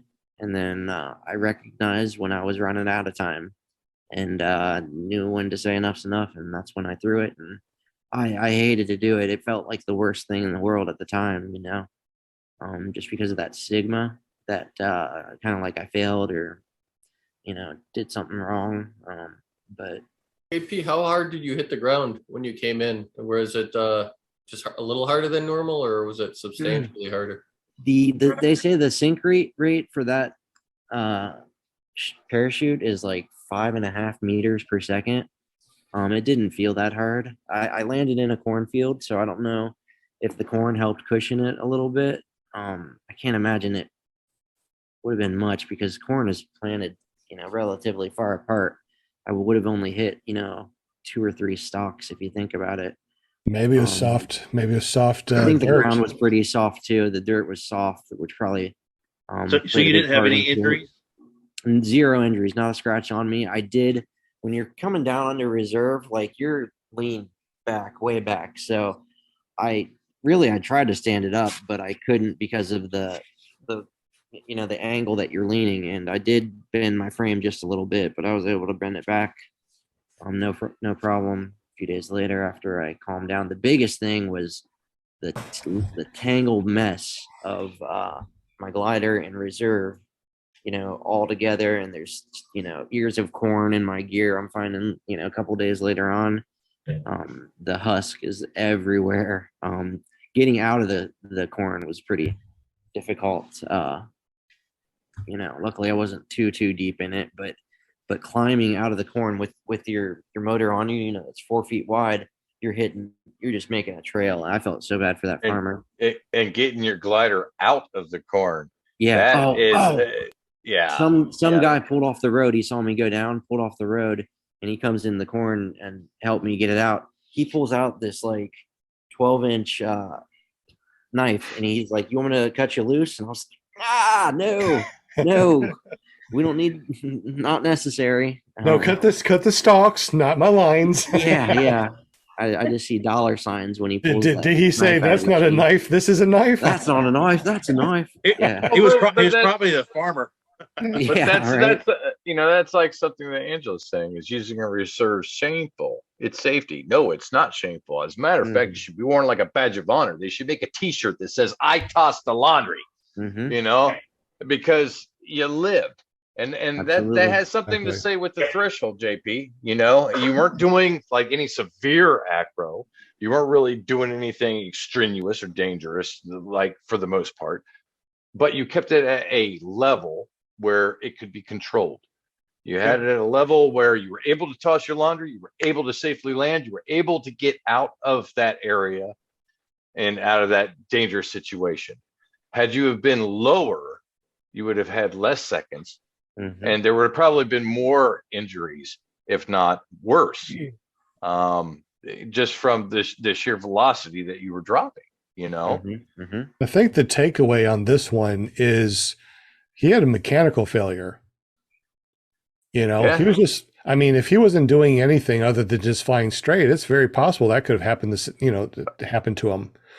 So here he is just flying around, having a good time, and all of a sudden he has a mechanical failure. If he did not have reserve, we may not have been able to talk with him tonight. I would have, I think at least I would have been, had a couple broken legs, maybe been paralyzed, because I was going down quick. It wasn't like a free fall or anything, but it was a deep spiral that I was locked in, and which they say is kind of a thing A-wings are notorious for, is if you get it into a deep spiral, it tends to lock JP, I remember your incident well. And what surprised me was the fact that the line broke. Now, that's what I said. Yeah, that's why I think it had to have been damaged in some way. I mean, everyone else on the panel would agree with me. I haven't heard of any other lines breaking, but you guys play with it all the time. You may have heard of it, but you did say that possibly, previously that the line may have gone through the prop, so you don't know. You didn't check it, but do you think perhaps that's what the problem was? I think it's very likely that it had gotten nicked. Yeah, and the sheathing was probably damaged. The thing about these lines is any one of our lines are pretty much capable of supporting our entire body weight. So the fact that there's 30 of them, they shouldn't be breaking. So I think 100% it would have had to have been I don't know if it would have done some gear or like Sean said. But a question, mechanical failure. But a question there though, on that wing, were you heavily weighted on it? No, it was a 28A wing. Oh, okay. Yeah. Okay. What wing was it and how old was it? Sean, it's your Pegasus that it happened on, your blue Pegasus. Yeah. 28 meters, same wing. Was that? Well, it wasn't my specific wing. It was like my wing, the same color. Yeah. Oh, actually, it was a 30 meter. It was a 30 meter. Was it a new wing, JP? Yeah. No. It was like a loaner wing from the school I was training at. So hours unknown, which Cole had a question. Cole.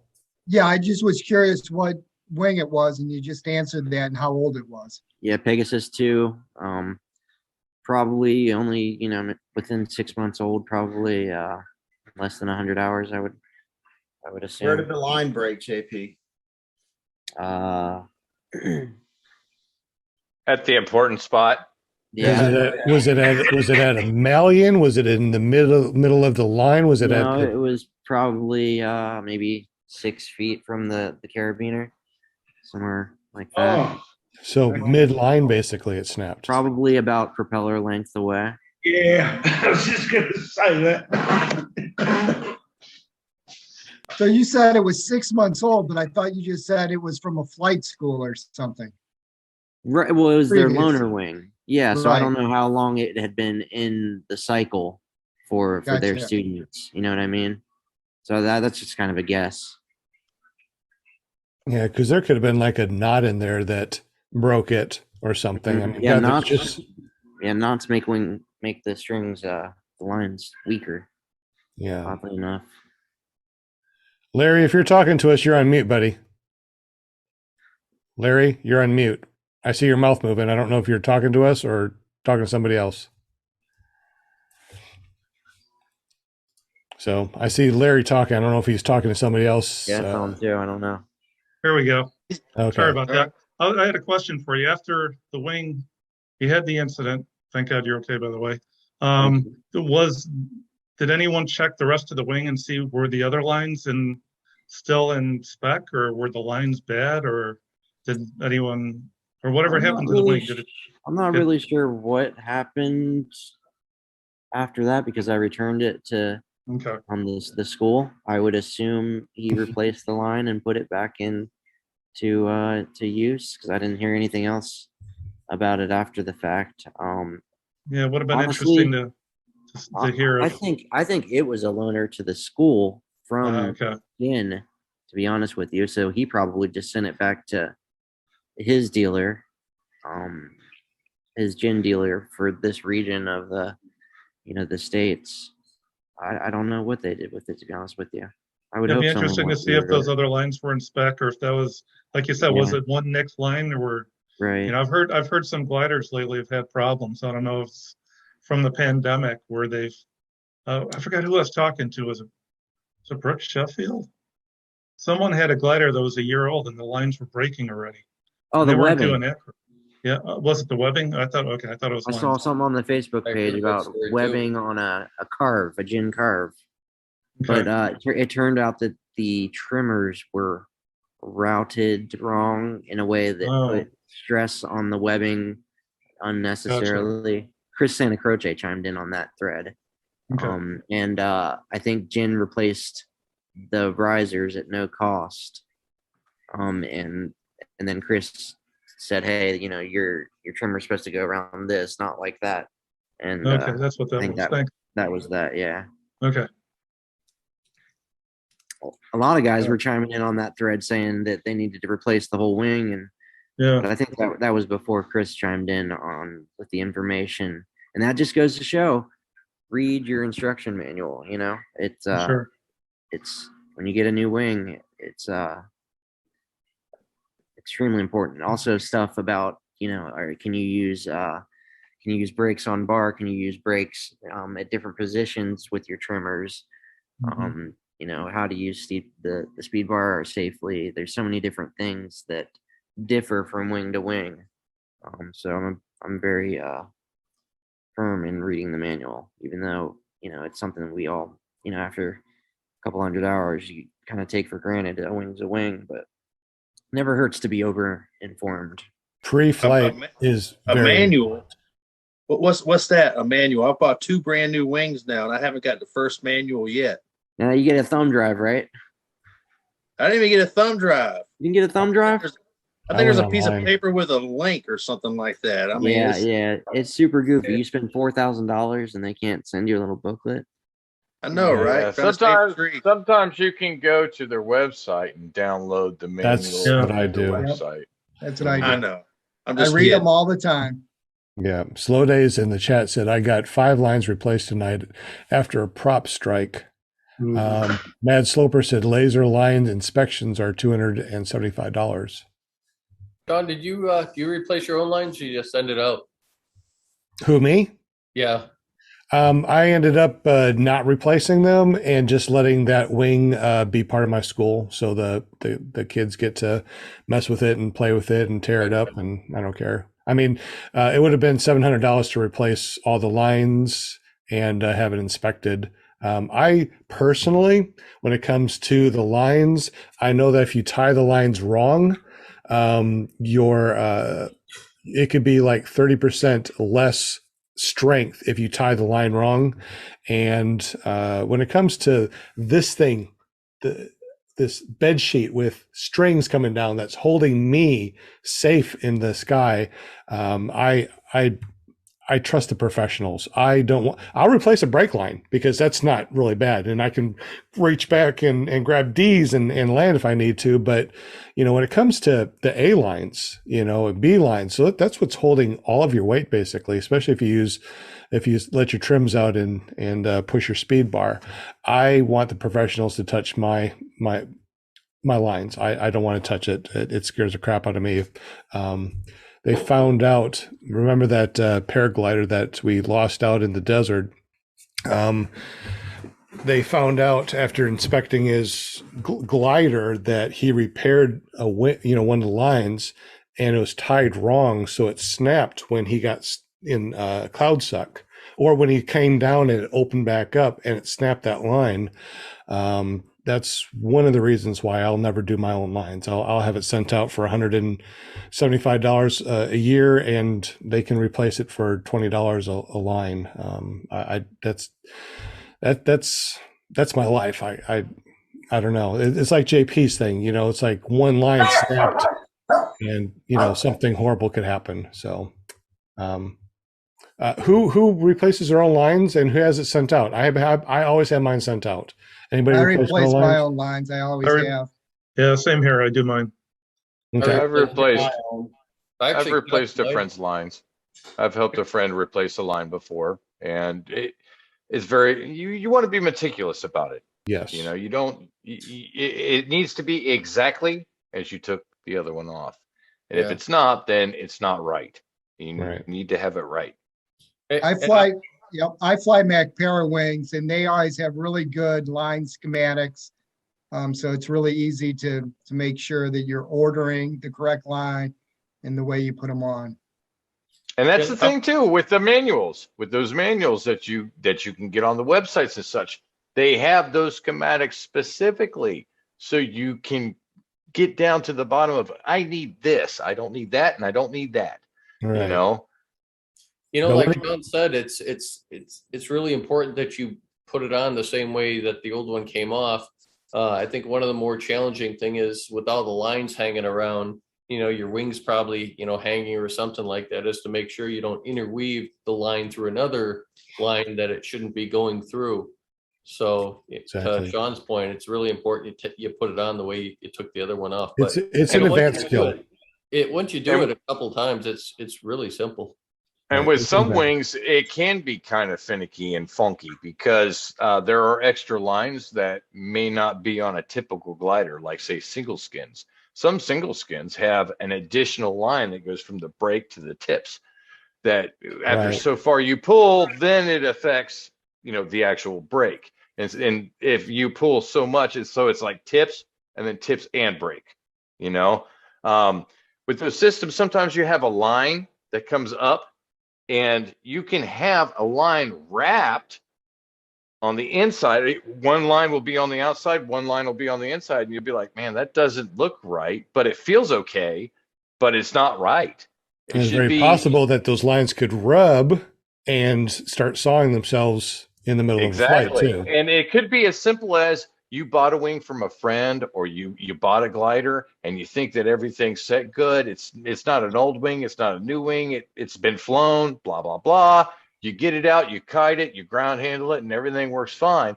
But you notice this one thing that's really driving you nuts. And the fact that this one brake line has a twist. Well, that brake line had been replaced. And maybe you didn't know about it. And maybe whoever replaced that line put it on differently than the way it came off. And you got to watch out too when it comes to brake lines, because some people will shorten the brake lines, but if you let the trims all the way out and you push speed bar, now those lines are going to start pulling on your wing and collapse as soon as you start pushing your speed bar, because they're not set to the exact standard. So you got to be really, really careful. I haven't had to replace any lines yet. I've only clipped 3 with my prop, and when I tied them in a knot and put them back together, it flew just fine.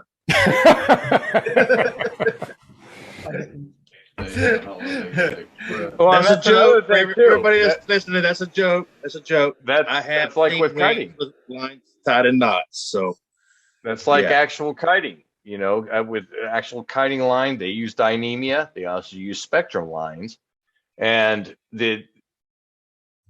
in the kiting world of kites, it's known that where it's not the knot where the string is the weakest, it's just at the knot, right where that knot sits. That's where it's at its weakest on both points, and that is where the weakest link of that line is. So that's why they have the melons. Anybody. That's why they have the melons of the way they have them. That rubber thing that goes around it. I mean, it's all set there to make sure that you are safe. And when you're flying up there, you don't want any of those lines to snap. I can't even imagine being in JP Tulo's seat when that happened. I can imagine, probably pretty smelly. All that spinning and stuff. I don't know. It terrified me to fly under a bed sheet with a bunch of strings, man. When I went to training, I was like, am I really going to be comfortable? Because I flew with my dad in fixed wing. We had a little bit more robust systems holding us up. And I was just not sure I was going to be comfortable with it. I got a background in engineering. And when I found out that the bigger part of every one of those riser lines, the A, B's, and C's, will hold 1,000 pounds, I'm like, okay, yeah, we're good. Yeah. I saw videos. There's like 4 people hanging from one line, and I was like, okay, yeah, we're good now. When they failed my Roadster 3, I used it for like 200 or 300 hours. That first year when I sent it in, they failed the line. So what they do is they take one of the A lines and they put it on the machine and they pull it, and they know when it breaks how much pressure was exerted on it. And mine failed because it went under 300 or 400 pounds for that one line. So it was only able to hold 400 pounds. So if you think about it, that's still a lot of weight that thing could hold. And What was it supposed to fill at? Do you know? 6 or 8. That's the one that I did a lot of acro, and I really pushed my limits with it. And that's something too. I bought that brand new in 2019. At the end of the year, it failed. So you can get a brand new from used wing from somebody that's still crispy, still has the box, still has everything's still nicely packaged with it. But you go out and fly it and you try to do something a little bit heavier, a little bit more heavier acro, you could snap a line and be in a situation like JP Tullo. I always will recommend get yourself training, get yourself a brand new wing, get it inspected yearly or the amount of hours that it says to get it inspected, and always carry a reserve. All right. So the number one tip coming from the 100th anniversary show. Here it is. Don't buy your used wing from an acro pilot. That's true. Yep. That's true. Hey, or somebody that is very heavy with a trike. Sean, the clip, I think you put it out or someone did, I'm sure everyone's seen it by now, is the manufacturing of the ripstock from the late 1929 or something when they started. And the manufacturers, the technology that they've put into that material, great vlog. If no one's seen it, pull it up. That is a good one. I just saw that. Yeah, and when you see that and you see what goes into manufacturing the material, the start of our wings, it's a great insurance for technology where it's come so far. On the other hand, Sean, I'd like to congratulate you on show 100. It seems only yesterday. It makes me feel older to know it's 2 years ago. But to all the panel, thank you guys, Sean, for putting on the platform. Here in Australia, we have nothing like it. And so, congratulations, sir. Well, thank you very much, Walter. Yeah. Thank you, Walter. One more thing, if add another legend is Will Fly. The last one you did with Mr. Rochetta and the Para family. What can I say? You had me in tears, mate. I just love everybody, and putting that together, sir, before Christmas. I'd like to congratulate you, Will Fly, because you're a legend. Oh, thank you, Walter. And at 2.5, and at 2.5. Oh wow, you call him a legend? Oh gosh, here we go. Facebook, it's gonna blow up now. An hour on fuel burn. I'll get back to that, Will, because I say your flying pattern would be just straight and level, which there's your economy. The other guys that are on 7-8 litres, they're just heavy-footed up and down, I can imagine. And there's your fuel. And Mr. Waller. That's me.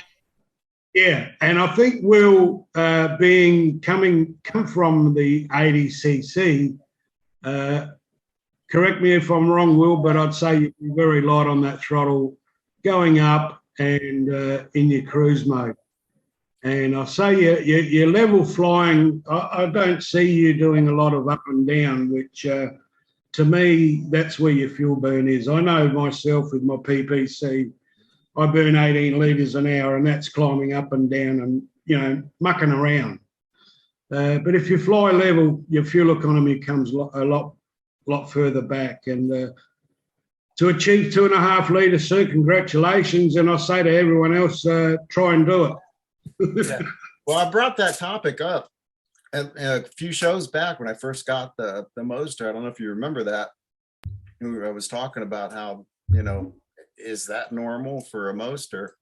But and thank you, Walter, for that. But I'm just a regular guy who loves to fly, and that's how I see myself. So, anyways, but Sean, the A line that you said they tested the A line, right? Right. They test the A line, they break it, and then they replace it for free. They replace it as part of the $175 yearly inspection.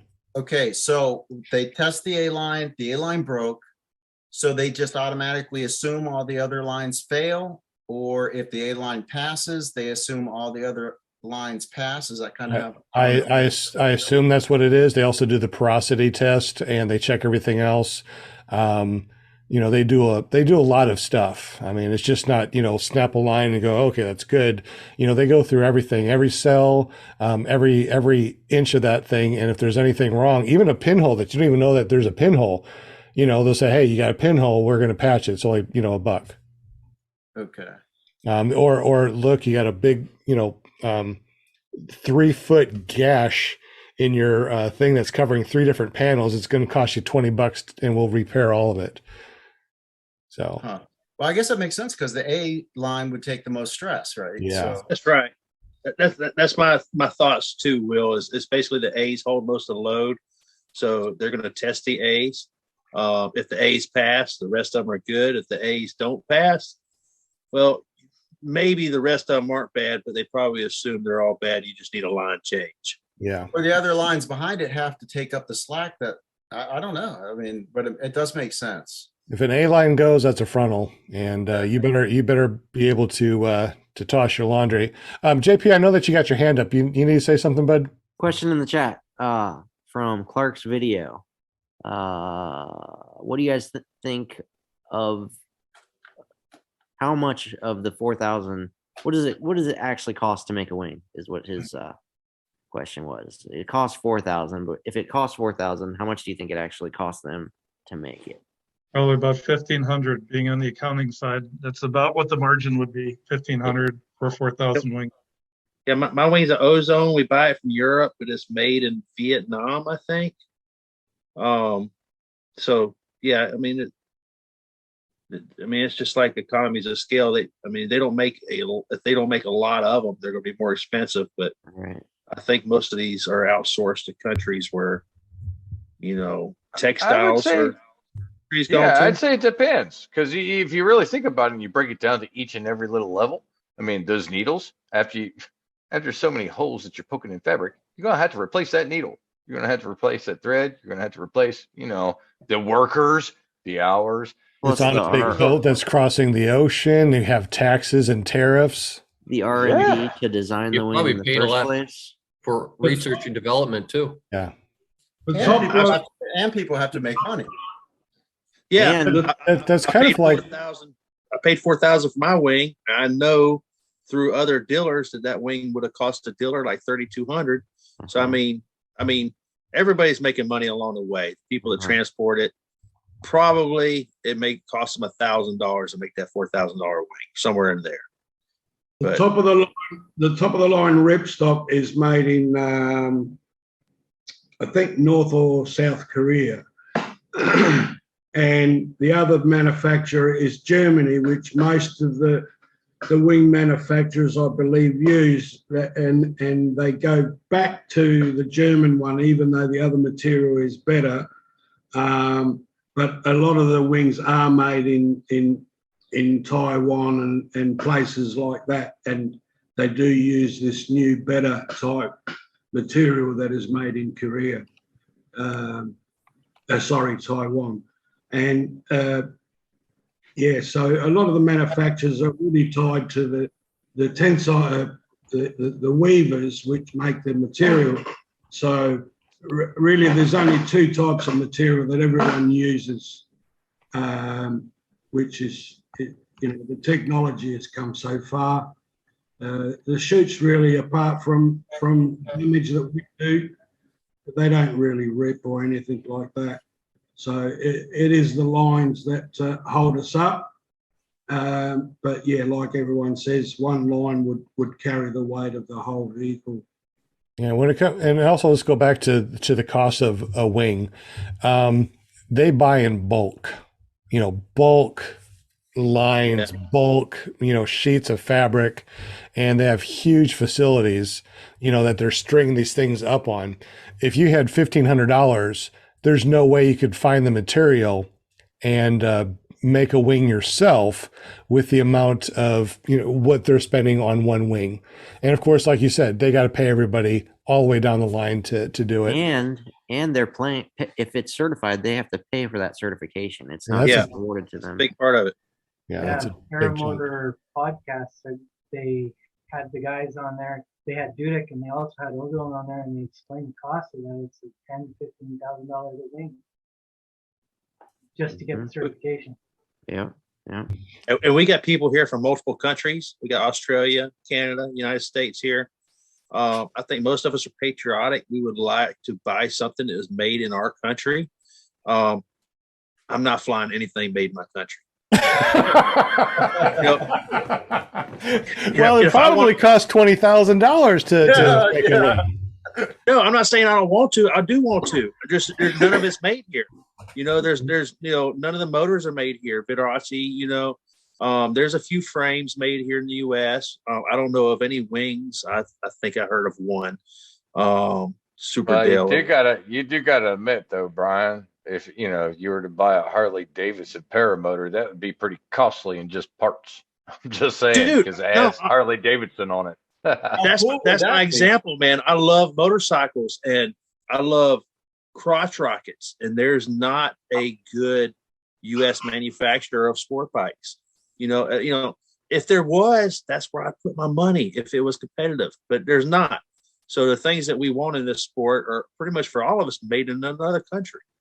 See, that's what we need to do. We need to hit JP up and be like, "Hey, JP, look, we need a Napa Auto Parts Paramotor." All right, dude, that's something Napa we knows hear how. all the time, though. We get guys coming in saying, I want to buy the parts that were made in America, and unfortunately, most of the parts, even the good ones, are not made in America. Everything is made overseas anymore, and it's just the industry. That's where the paradigm is shifting. And that's the thing with the cheap. You could spend $200 and get a wallet, and it lasts you a lifetime. Or you could spend $20 1,000 times because you went to Walmart, the same wallet that everybody else has, made out of the same baloney leather that's fake. It just depends. What are you willing to spend? Well, there you go. Unfortunate, but it's true. There's market opportunity right there in the United States. If you can build a motor that is as good as other manufacturers for a competitive price, you can dominate the market in the United States. I'm sure somebody's tried.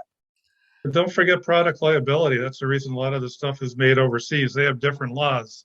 They can bring a product here, and they're not really governed by our laws as far as product liability. So they have a built-in advantage that way. Yeah. And also in the States, you guys have a lot of tariffs on things that if you wanted to bring in Canadian lumber or the Canadian metal or all these different things, it's tariff. And Actually, California just made it illegal to have gas-powered lawnmowers and weed eaters and stuff. So in my defense, I fly a canned goop, Jim. Just saying. Yeah, well, that's a frame, right? It's not a motor. Yeah, that's true. Wow. That's cool. Like, actually, this is a big problem at the moment, apparently, with the auto industry and where it's being shifted to supposed to be electric. Well, apparently, the majority of the parts for the auto industry are made here. And so, it'll be interesting to see what happens. Don't want to boast everybody, but Italians have been good in small engines for their whole career in motorbikes, scooters, etc. And unfortunately, Americans, if you talk 500 cubic inch, they make some good engines up that end. Small engines, the European market, mainly Italy, is good on small motors. And Austria, where road tax is made.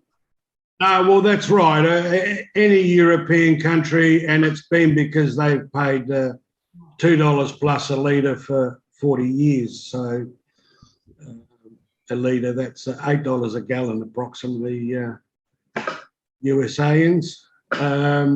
yeah. So that's you know, they've been good on little engines. What can I say? Whether it's go-karts, air flying machines, whatever. And unfortunately, petrol. Everyone's got the idea that oil's going to finish, but I can't see it as long as my butt points to the ground. They'll never stop oil. Well, you know what? I'd love to see it. What's that, Will? I was just asking Walter what that cool shirt he was wearing was. Oh, Dragon Campers. I recognize that.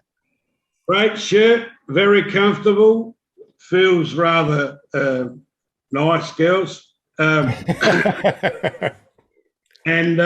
yeah, great company. I'd like to. I used to tow caravans for part of my life, Sean. So it's a dear logo to me with the caravan on the front. It is pretty cool. Unfortunately, I think that he's going to stop doing that. Yeah, look, I did it for many years. I actually trained people how to tow. A lot of people have no idea how to tow you guys call them tag-alongs, but over here they're called caravans. And some people got no idea even how to reverse. And it used to astound me, you know, how people travel all over our country and don't know how to reverse a caravan. And I'm thinking, like, you can't even put it into my park, let alone reverse up a street somewhere if you need to. Yeah, I've trained people to tow caravans and reverse and park and all that sort of stuff. Well, hold on to that shirt because that's a classic now. It'll never be made again. Yeah, my brother was involved in building caravans, and we built big units. And yeah, we had to teach people how to tow and you know, maneuver these things. And I got that part of it to do on training young people how to do it. And older people, and I quite enjoyed towing all over the country myself, and done a lot of towing. So, Dragon Campers, great name, and there are people that do it here, same as your son, Sean. So, all right, like I said, he's not going to do it, and I don't know what he's going to do with the .com and that shirt. They're not printing any more shirts, so that's a classic. Hold on to it because you know it's going to be worth $1 billion in a couple of years. Thank you, and Brian. But Brian Haybill, real quick, what do you know about the two-stroke motor ban in California? I know that everything that was there before is grandfathered in. But the new 2022, like motorbikes and stuff like that, are not legal. Yeah, the articles I read basically says they're going to ban new sales with these type of gear. So if you've already got it, then you can use it. It's my impression. But I don't live in California. I'm from Alabama. We have basically the opposite laws. So, but before we move on with talking about engines, you know, we talked about different manufacturers. You know, Honda Motor Company makes some great engines. They make some great motorcycles. I've had several of them over the years. I've considered what it'd be like to take in a motorcycle engine and make a paramotor out of it. And I just know that somebody somewhere high up in the past 15 years has approached Honda and talked to them about making a paramotor engine. And I mean, does anybody on this panel know anything about that? I know we had Noah Rachetta on here last week. We've had some other names, and I just wonder if there's somebody that we can reach out to talk to about getting into manufacturing that. I think it has been brought up, and I think that the response basically from these companies is that we don't feel that the investment would be profitable because the low amount. You know, the turnover rate on cars all day long. People buy cars, they need cars. How many people need a paramotor? I mean, do you really need a paramotor? You can fly without a paramotor. It comes back.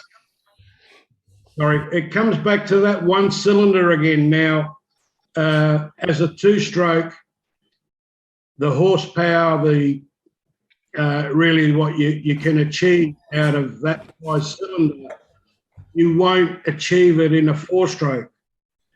In a four-stroke, basically, it's got to be twice the size. Hence, That's what I heard. it's the weight.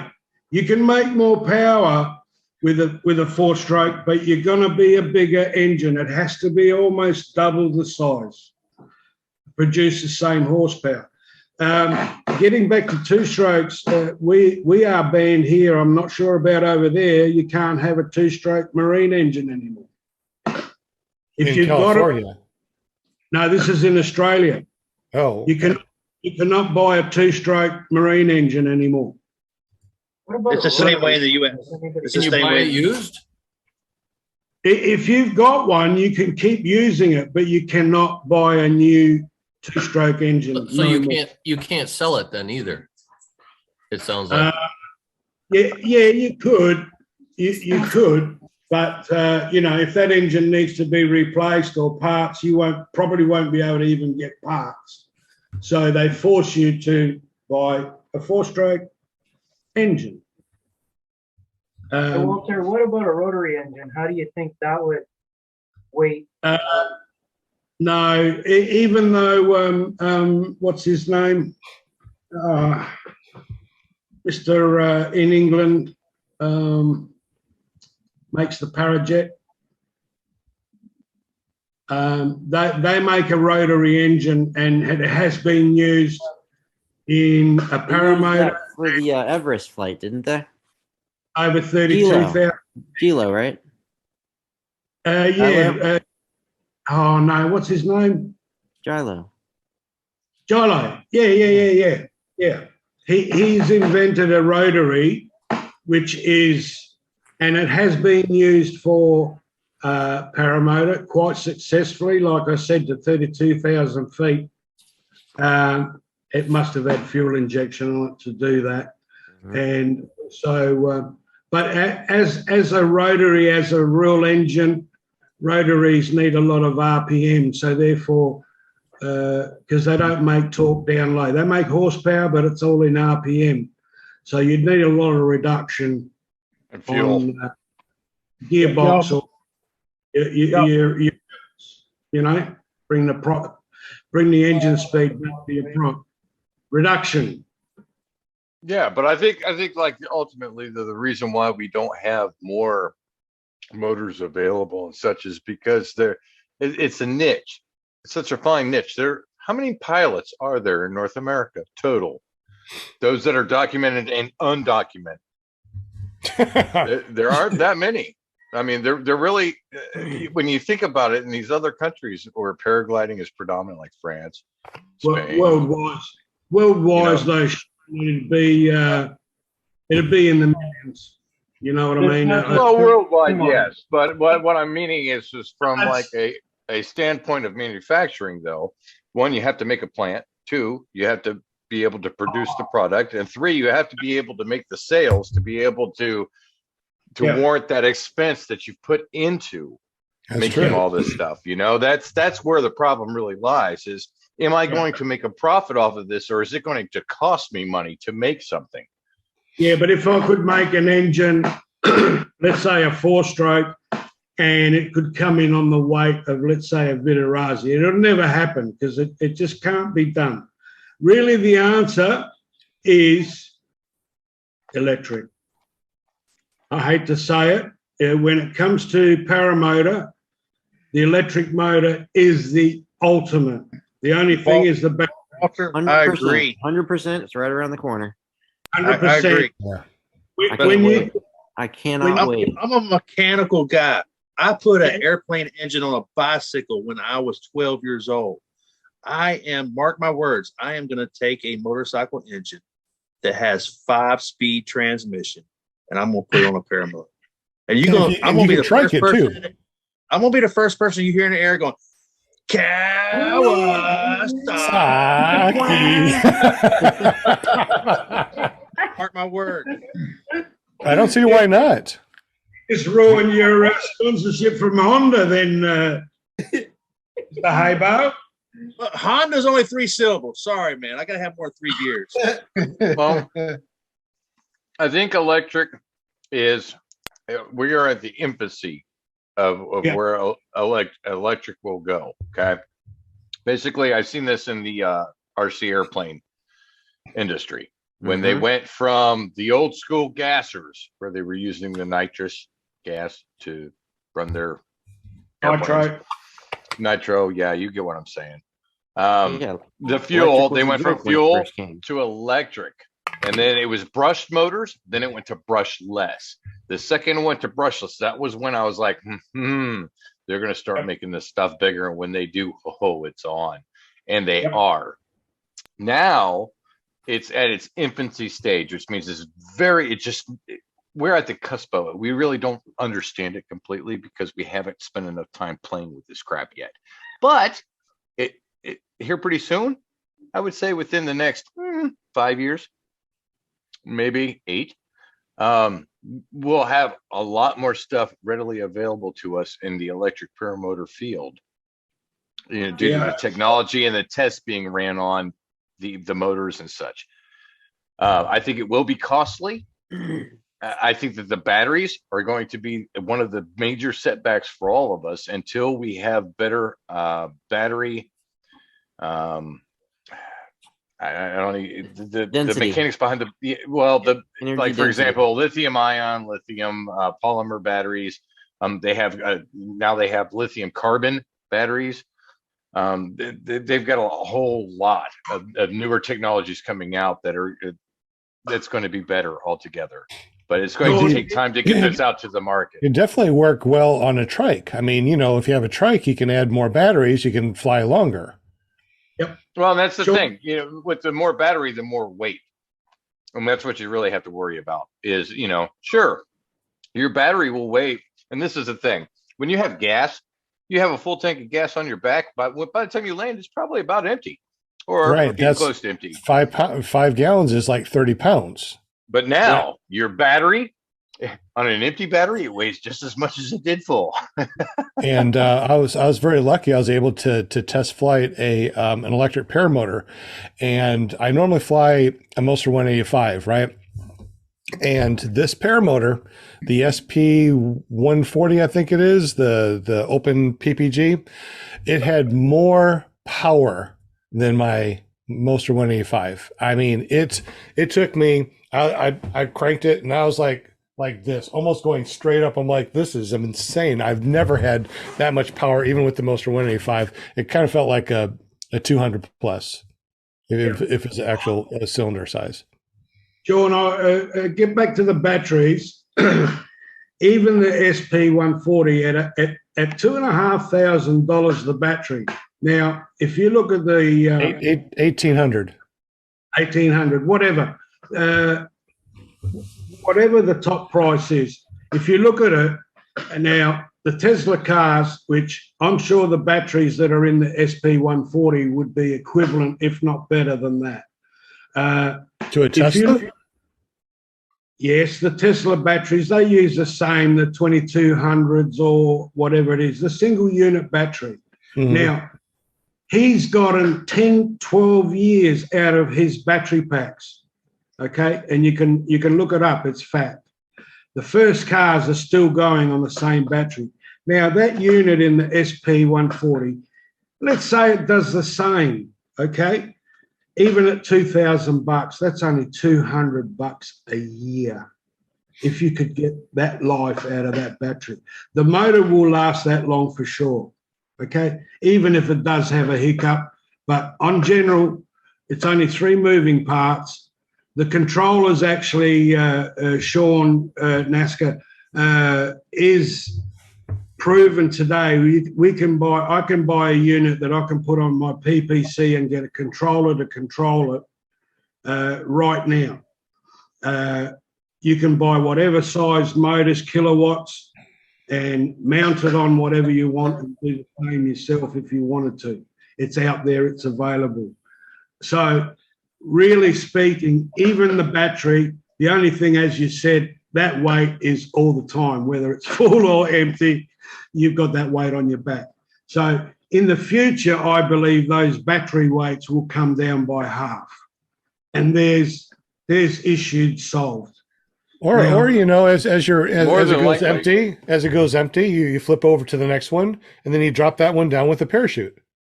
Yeah. Well, more than likely, there are a lot of fail safes that have to be met too as measures. Like, for example, it's not suggested for one to fly in rain or through fog or through clouds. But if, say, you were in the air and your electric paramotor happened to get a splotch or two of maybe misty rainwater, or you happen to be near a cloud system that happens to be forming the moisture by that motor, and with flying the electric planes, and especially a little bit of mist, a little bit of moisture, you notice it has a little of a totted nature to it. And that is scary, because when you get moisture in that motor, and you don't have fail safes put into place, which there are fail safes for electric paramotors that are out there. And there's a ton of them, a ton of sensors and a tons of things of electronic wattage doodads, thingamajigs that make the doohickey go wah. But that's the thing that's kind of holding us all back, kind of, is that technology, that the time to test it, the time to set it up, and yes, it is out there, but it is not readily available at the moment. For, say, Will Fly wants to fly, Sean wants to fly, JP wants one, Cole wants one, Mark wants one, I want one, and Jim wants one. At the same day, we go order. Is it going to be ready? Most likely not. That what you just said just came across like, okay, how about foot dragging? What happens if I had a motor out, went into the water? With a 2-stroke, you just dry it out and go again. Just change out the spark plug. With an electric paramotor, you drop into some water, and I think that'd probably be some serious damage. Better have a fuse, or you're going to have a fire. Mm-hmm. Fire, and in that's the water. another thing. Mark actually started on fire. And this is another dangerous situation that people aren't really addressing in thought either. Is, for example, you're laid out, you're ready to take off. Excellent. You get a nasty thwack. Maybe perhaps you get a gust and you get plopped. All right, you're flying backwards, you land in a turtle, and the propeller breaks. And guess where that propeller goes? Right into the battery. Now you have a lithium fire that cannot be put out with water. No, I've seen the way that this one was done. There's no way that it could puncture the way they had it. Well, that's one of the fail safes that I'm referring to then. Yeah. Because those things, if there aren't a fail safe in place, it would start a fire and be a very dangerous situation for anyone around or anything, Exactly. So Cole, what were you saying about the fire, Cole? Mark actually started on fire up in the air. He can tell you. Yeah, I was about 1,000 feet AGL up in my starter battery, which was a LiPo. It was a brand new battery too, and I think it was rubbing on the frame, the vibrations or something like that is the only thing I could think of, and it shorted the cell out and it started on fire. And I looked behind me and I just saw billowing smoke, and then I started feeling my back getting warm. That's what prompted me to look behind me. So, those lithium are a different form of pact and can be dangerous. Yeah. Well, I can tell you it wasn't any fun being up there. Yeah, and we talked about that. We talked about that on the podcast, right, Mark? Yeah, show 54. Yep. So go back to show 54. Yeah, if I remember correctly, you were at about 1,000 feet, maybe less, and your friends were watching you on the ground, thought you were just spiraling down, having a good time. Yeah. And that was you were actually trying to get on the ground as quickly as you were coming out of your harness when you're coming in for your landing, right? I was starting to unbuckle as I was coming close down. Yeah, because I wanted to get out of that thing as soon as possible. Yeah, I can feel the heat. It was melting my harness. The video was taken like 5 minutes afterwards, and it showed the battery just smoking like mad. That video was 20 minutes after, and it was still smoking. Yeah. My instructor lost all of his equipment, all his school equipment, everything, due to one of those starter batteries. Wow. Burnt his trailer right down. Fire scares me.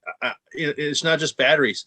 I was at a training lately, and a guy sat too early on takeoff, and he slammed the bottom of the frame into the ground, and broke the prop, and then the prop broke the tank. It cut through the fuel tank, and he stayed in the throttle, and you could see from the video just spewed out this long line of fuel as he was continuing to try to climb. And obviously he lost enough thrust to climb, and he didn't, and he just kind of just landed. But Where's yeah, this man. video at? Yeah, one little spark is coming out. One little spark in that situation. I mean, and that's a bad day. Mm-hmm. I don't know. I've heard a lot of people sitting early and breaking props. I've never heard of a prop cutting a hole in the fuel tank in that process. So, it's pardon my language, but Was it happens. a tank or was it a bladder? It was a plastic fuel tank. Wow. Yeah, you think it'd be kind of hard. Would have needed a spark to ignite it. So lucky night, but the fuel would have been behind him, so hopefully he still would have been okay. The hot exhaust pipe is enough to ignite it, wouldn't it be? I mean, that pipe gets hot. You need a spark. So the carbon going through plastic when it cut wouldn't have created a spark. Hence, if it was a metal tank, then it may have. But yeah. What were you gonna say there, Will? I was gonna say, Brian, don't you have a video coming out soon?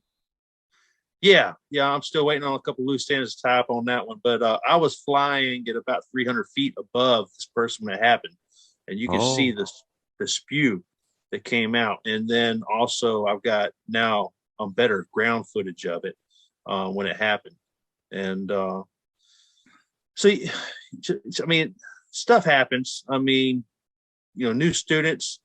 Literally, this guy was being told, run, posture, power, don't sit, run, and he ran, and he wasn't going near fast enough, and he literally just jumped into his seat. And you thought for a second he was going to make it, but then he hit a terrace, and he just didn't have the lift. But stuff happens, and yeah, like a little hill in front of him, like a berm. Yeah, basically. So he almost made it, man. It was super close. Like that was his first flight, literally. But he had some damaged gear. He broke a prop, lost a tank, had to order some new gear. He is definitely not giving up on the sport, but it can be frustrating. No matter what you tell them as an instructor, you never know what that student's going to do on their first flight. You try to set them up as good as you can for success, but sometimes stuff happens. Well, and that's another thing too. Even after the training and everything, I mean, I'm sure we've all experienced that at one point or another. But your very first flight after training, after you're done with training, you're back home, you're in a new field, new area. You're familiar with your gear and stuff, but basically everything that you had hammered down, you were good, you had the radio and everything. Now you're on your own, and you're just out there, and you're like, man, I hope I absorbed everything, and I hope I remember every single thing that I learned, because I don't want to make a mistake, But it's like it all goes right out the window for a second there, because now you're kind of second guessing yourself a little bit. Like, did I learn everything? Did I remember everything? Am I focusing on the right thing? We can hear you, JP. Yeah, and JP, did you say that you got to go, buddy? Yeah, I got to go. Thanks, guys. Always a pleasure. It's been a great journey to be on with y'all, and yeah, I will catch you on the next show. Thank you, JP, buddy. Appreciate you. Sean, I gotta jump out too. Just wanted to say congratulations to you, the whole panel who's here every week, and all the people in chat that make up the show. Congratulations to everyone. Thanks, Mark. Yeah, thank you, Mark. Appreciate you, buddy. Guys, I got to sign off as well. Thanks for the 100th show. It's awesome, Cole. We appreciate you. Never quit. Oh, I love your wing. Thank you. Take care, everybody. Bye-bye. Peace out. Fly safe. And it is almost 9:30, so I think it's time for all of us to go. Any words of wisdom that anybody wants to say before we head on out, guys? Fly in peace. Absolutely. Hey, Walter, I Get tried off your- messaging you on Facebook there, and I haven't been able to get in contact with you. So if you could, I that haven't would be been, great. I haven't been on there long, Jim. I think I friended you from memory. So yeah, we'll have a chat one night. Sounds good. Good. Cheers. Thanks for letting me connect with Walter, guys. Hey, that's the words of wisdom. Hey, that's the episode 100. Words of wisdom. Hey, let's connect with Walter down under. I love it. That's great. I'd love to put a trip together, get you guys over here and let Australia see what you guys are about. It'd be great to put a little trip together and see some of the mid-country here in South Australia and our north. Yeah, just something for the future, maybe 2024, put something together and a little bus trip for us all would be great. Little camping trip through the centre and a bit of flying over Ayers Rock, Uluru, or the lake up here, the inner lake that Brian Haybale would love to fly over. Inner ocean, and yeah, same. I've got to try and get there next year, but things are not easy, and yeah, price wise, money wise, it'd be hard for me. But we'll see what happens in the future for 2022, and I'd like to wish everyone, even though it's early, a Merry Christmas and let's hope a great 2022, because it sounds like some good numbers there, and hopefully it's good for us all. I hope so too, buddy. I hope so too. Yep. Heck yeah. Merry Christmas to you too, even though it's early. Yeah, Mr. Working Amazon Man. I'll be working Christmas too. I was worried about that roof that fell in on that Amazon plant. I thought the bloke's just got working and now he's got fucking injured. Next question. Oh man. In another state. Walter, Yeah. thanks for the koala. Without you, being in Yeah. our world, I wouldn't have this place. Yes, Linda, love you, love Robert, I love and everything he does. All you guys, everything you do. Brian Waller, you're on, and the Lears, Shane, I know he's probably very upset at the moment. Yeah, give him a bit we miss everybody, dude. Walter, we appreciate you, man. You are our regular. You are our constant that is always here to support us on all the shows. And you don't even live here in this country. And you're on this opposite time zone. The toilets go the opposite direction. It's this crazy thing. But you're still here to support us. So we appreciate you, man. Yeah, I've unfortunately, I'm over here, and in Australia, I fly a PPC. My love was backpacks even before I started building. So I'm going back to the 90s, and I followed.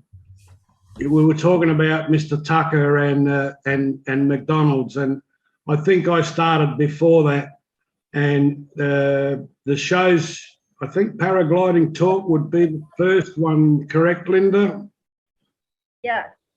Yeah, and OPN, of course, and PPG Grandpa, great show, one of the greatest. And don't forget Anthony Vella. Well, I'd have to say earlier shows was Cloud-Based Mayhem. It's still there. The Paramotor podcast, which was Anthony Vella's. Right, Anthony Vella. I'm just putting it out there. That was before. He's the one that I listened to originally. Yeah, well, that was a little bit before my time. I didn't know of the podcast at the time. And yes, I've been following, I don't know, Robert, what's Robert's show now? 5 years, I think, Linda? Pretty About close. 4, something like that. In about years, I think. We're almost 200, so yeah, it's been a while. Yeah. I'm not a PPG flyer, but in my mind, I've flown with you guys and everything with your vlogs, and some great ones at that. and your country. As I said, I love it. Seeing different areas, to me, it's beautiful. I didn't see all of your country, so the extras is just a bonus at 65 to be able to see you guys. It gives me great gratitude, and I'm flying with you, okay? There you go. Yeah, my heart and my mind is with you, and paragliding to me would be the ultimate. As in free flight, I've felt gliding in my past, having flown power and gliders. Paragliding to me would be the ultimate as a bird. There you I go. agree. Well, I have to say, listen to what Walter said there, talking about, and Sean talking about past shows and shows that are still going on. I hope that in a few years from now, people are not looking back at us and talking about the show that used to be. I hope that we're still going strong. We're 100 shows now, and approaching over a couple years, I think, to do that. Man, it's been a great time. If I had any advice to give to anybody that is thinking about getting this sport, first off, it would be get off your butt, do it. Life is too short. Yep. Next, go to Will Fly's channel, watch every video he ever made. That's true. That last video you did, it has over 9,000 hits. All your tips and tricks. I love it. And then go get training. And after you get proper training, get gear, and then go fly and get on the show with us. Absolutely. We'll talk to you. Well, we'll talk to you before you fly if you want to. We've talked to people before. Just do pilots. We talked about it. And then never stop learning. No, we never stop teaching. Pay it forward. Absolutely. Never stop learning. You're always going to learn something if you just stop and listen. You listen to everyone that you've run across flying. There may be something that this guy's good at that you're not so good at. There may be something that you're really good at that they suck at. But you can learn from each other. And as long as you're learning, you're growing. And if you're growing, it's a beautiful thing.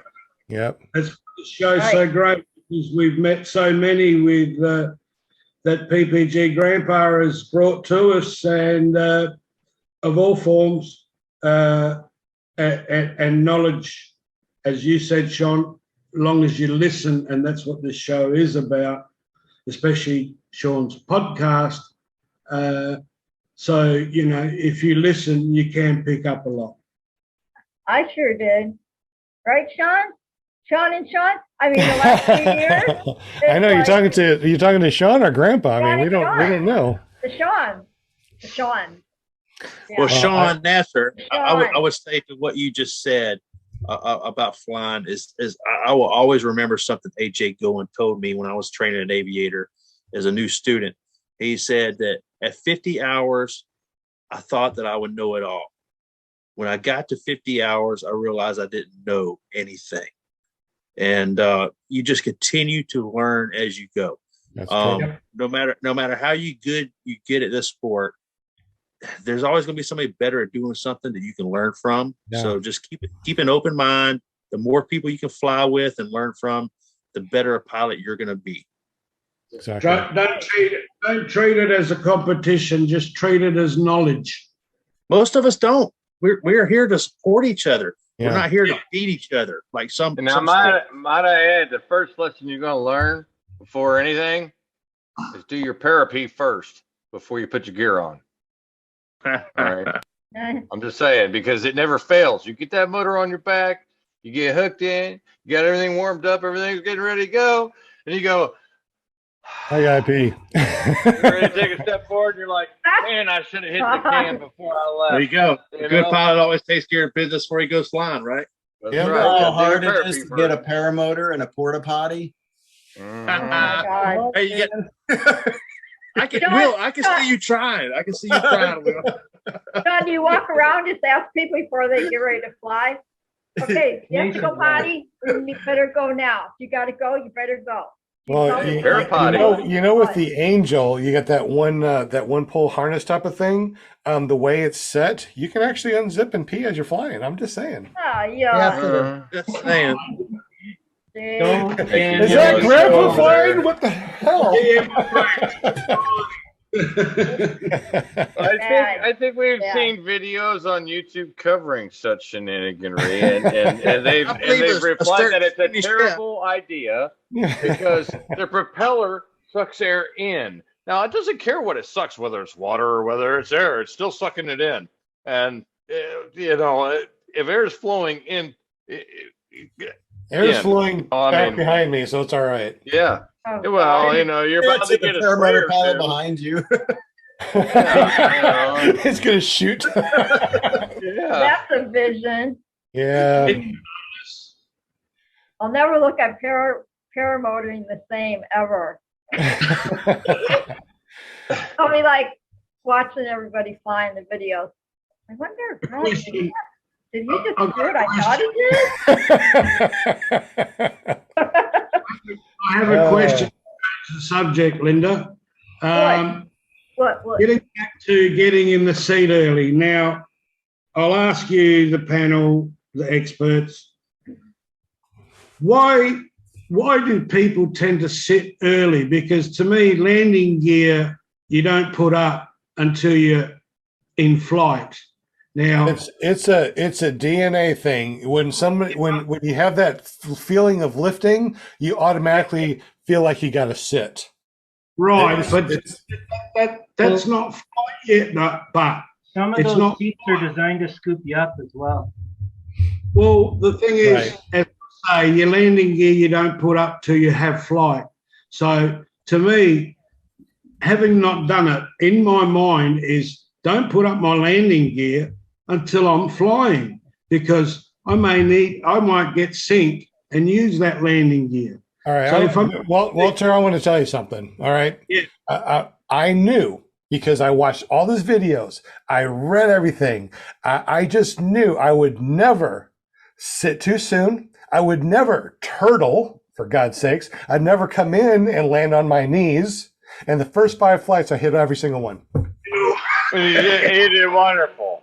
It's just one of those things that you can know it in the noggin, but once you get out there and you first do this, the DNA says something totally different. Just like when you're trying to kite this pendulum thing, the wing goes this way, you feel like I have to pull this way, but you don't. You have to get underneath of it. It's totally opposite. And when people watch this on YouTube and they're like, "Oh, I will never sit too soon. I will never, turtle. I'll never do this or that, and I can probably put a wing up and be a god." No. This is totally opposite of anything you've ever learned or felt or tried to do in your life. When you're dangling there and then never say never. And the wing pulls you back and it changes your angle of coming down at the ground, and you're feeling like you're going to fall on your back anyway. Oh, I don't want to crush my legs. Let's get them out of the way. The equipment's fine. Let's get rid of the equipment, but not my body. Just instincts are kicking in left, right, and center. Yeah. I can see the instinct of raising your legs to get them out of the way and so on. But it's just, the other thing is, let's say you've got flight now, you're still out of the seat. Is it any harder to get into the seat?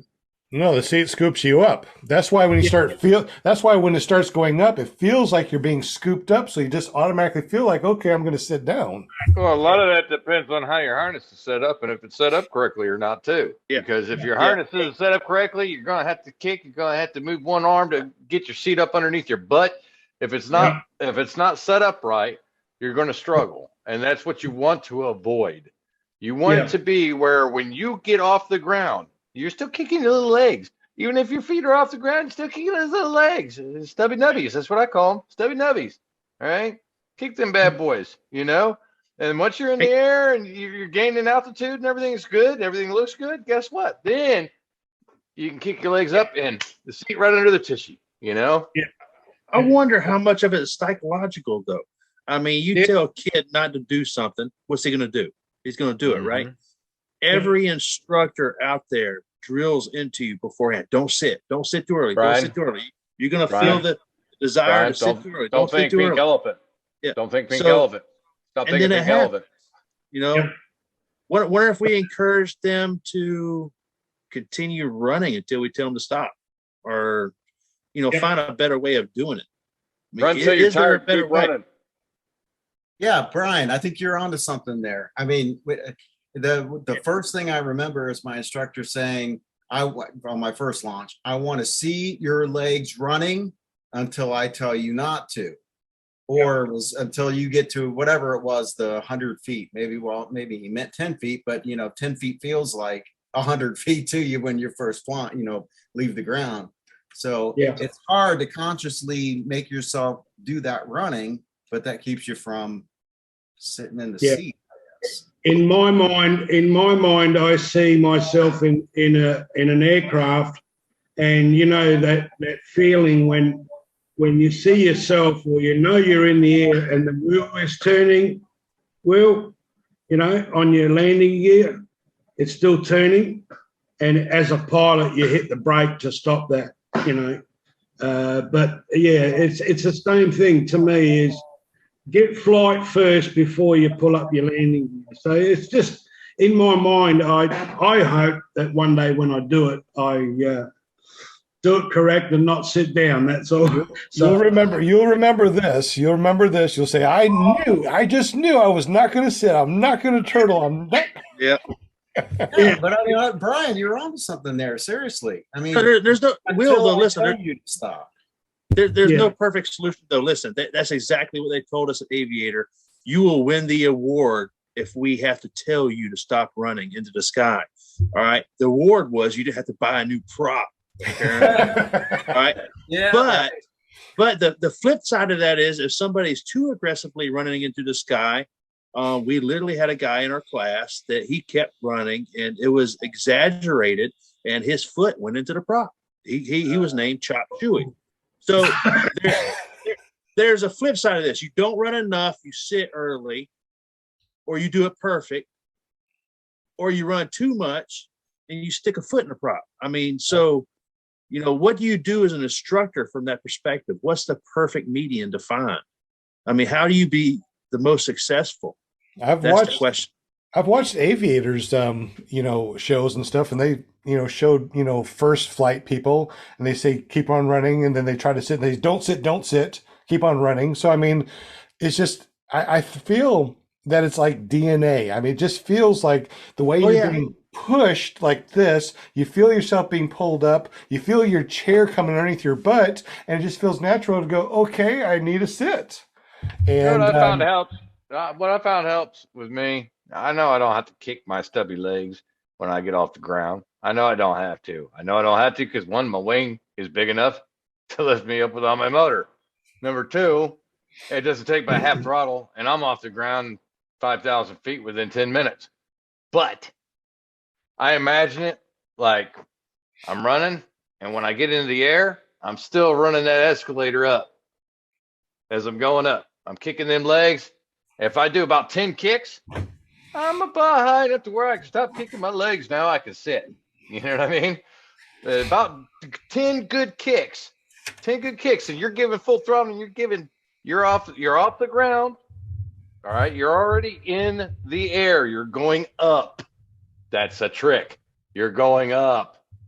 It's really hard though when you're a good pilot. I honestly can't remember the last time I ran and did not do a foot drag as I was taking off. I'm running, I do a foot drag, I take off. I mean, I come in, I foot drag, and then I, do a quick landing. I mean, I don't do things like a newbie pilot would. I can't remember what it felt like to not, to sit down. I still do it. Or to turtle and stuff like that. I still kick my legs. I don't do the foot drag takeoffs, and I've done none of that really. It's part of what I do, man. I kick those little stubby legs. I get up in the air. You still see me kick, even though I'm not doing it like, just kick to the beat of the music. As long as they're moving, it's okay. Because guess what? If I come back down, they're still moving. They're not sitting still. Yeah, I'm doing a darn foot drag because I know that at a certain speed, and a certain grip, on the throttle, I know that I'm doing a foot drag, And I know that if I go down too far, I just pull a little bit brake, a little bit more throttle, and I'm going to be up. It doesn't make any difference. Now, Brian hasn't done a foot launch since he's got his retractor trike. And Will Fly, he went from a Atom 80 to a Moser 185, and he only takes a couple steps in no wind. So share that real quick, Brian, as far as not running anymore. So yeah, I'm getting fat and lazy. I never run. I take off downwind, crosswind. I don't care anymore. No, seriously though, I always take off with a full tank. My trim setting on launch and landing is not as big of a deal anymore. I have not foot launched since I got my wheels. I talked to some other people. They fly their retractor trike with their front wheel out all the time. As soon as I take off, literally I'm 5 feet in the air. My front wheel comes under the seat, and it's just like foot launch from then on until I land. So to me, it's the best of both worlds. Yeah, I can foot launch, but I don't need to. I love to trike too. How about you, Will? You went from an Atom 80 where you had to run across the football field, and now you got the 185, and you can just take a couple steps and be in the air. What's that like? That is just like I've said before. I feel like I'm Superman coming from the Atom 80 without. You are Superman. No, but I don't keep running anymore, but I always keep my legs out, and there's just no advantage to getting in the seat early. What would be the advantage of doing it? And so since there is no advantage to doing it, just keep my legs down, and ready to run if I need to. I mean, I'm in a running stance already, so I'll keep my legs in that position. But I'm not saying that I didn't have to struggle with it, because I did. I struggled immensely with wanting to sit, but I kept running during that process. But now that I'm comfortable with, I understand why I need to do something. I don't know. I just keep doing it. With the Atom 80, you did have to keep on running because you could go up a little bit and come back down because you just didn't have a lot of power, right? That's exactly right. Yeah. I have to clarify. He says he's not Superman, but I know for a fact that he can walk on water. He has done it with his Atom 80. So he has like that, Brian. This guy landed in a creek, ran it out, kited his wing down on the bank, didn't even fall and get his motor wet. Wow. It was pretty impressive. And it blew up. I saw him blow up and he walked out. Thanks to God, yeah. And he lived to tell. He lived to tell. If you've seen the same guy, if you've seen the same guy trying to walk in the creek without a motor on his back, he probably needed a hiking stick. He almost fell down a bunch of times, but with a motor on his back and a wing over his head, he's pretty stable. Hey, Will, I want to just rub it into the rest of the panel, Mr. 2.5 litre at fuel burn. How much throttle do you reckon you actually use on takeoff? I don't use full throttle. Nah. I don't know how much, but I don't use full throttle. Probably, I don't know, I guess 65%, maybe somewhere 70%. How many steps do you take before you're in the air then? I mean, that just depends on what the winds are. So in a no-wind situation, which I hate to do, so I don't do a lot of no-wind launches.